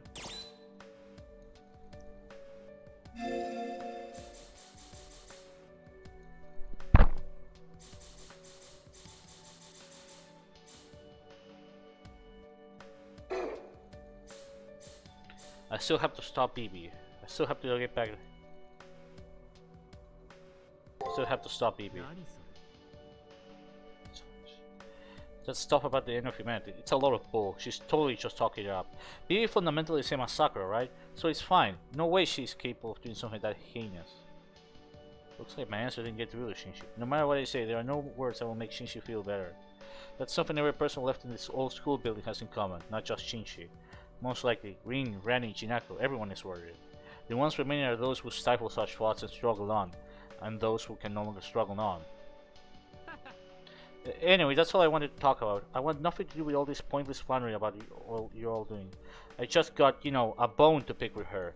I was curious about what's been going on. That's all this was, really. Don't go to the labyrinth anymore. If you piss us Melody, she'll come down on us too. You heard me. Don't. If you value your life, then do nothing. We're down to 4 people. If you disappear too, what the hell will we do? Shinji leaves like he's holding back his frustration. Don't go into the labyrinth, we just...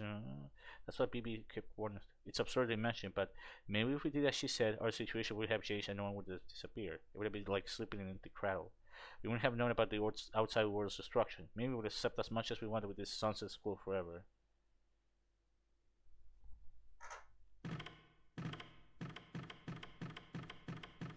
But why? But why would you want that? I mean, sure, the near side is a death, but I don't know. You can't just let BB destroy everything, and also, I don't know, man. There's not much to do here, to be honest.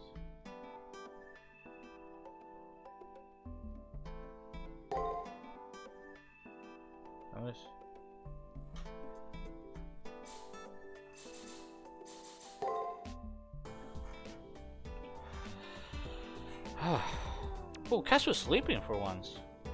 In the first game, she slept quite a bit. Here, nothing. The first time ever since we came the first time, 15 minutes.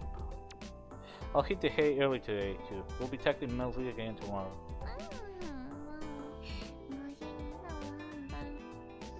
What kind of dream is this servant having?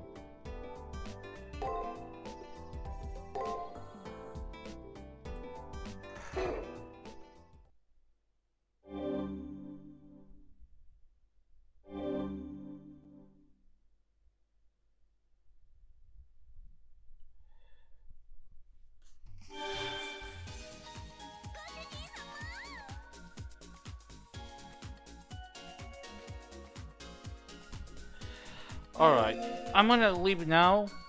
Thanks for stopping by, guys. And see you tomorrow.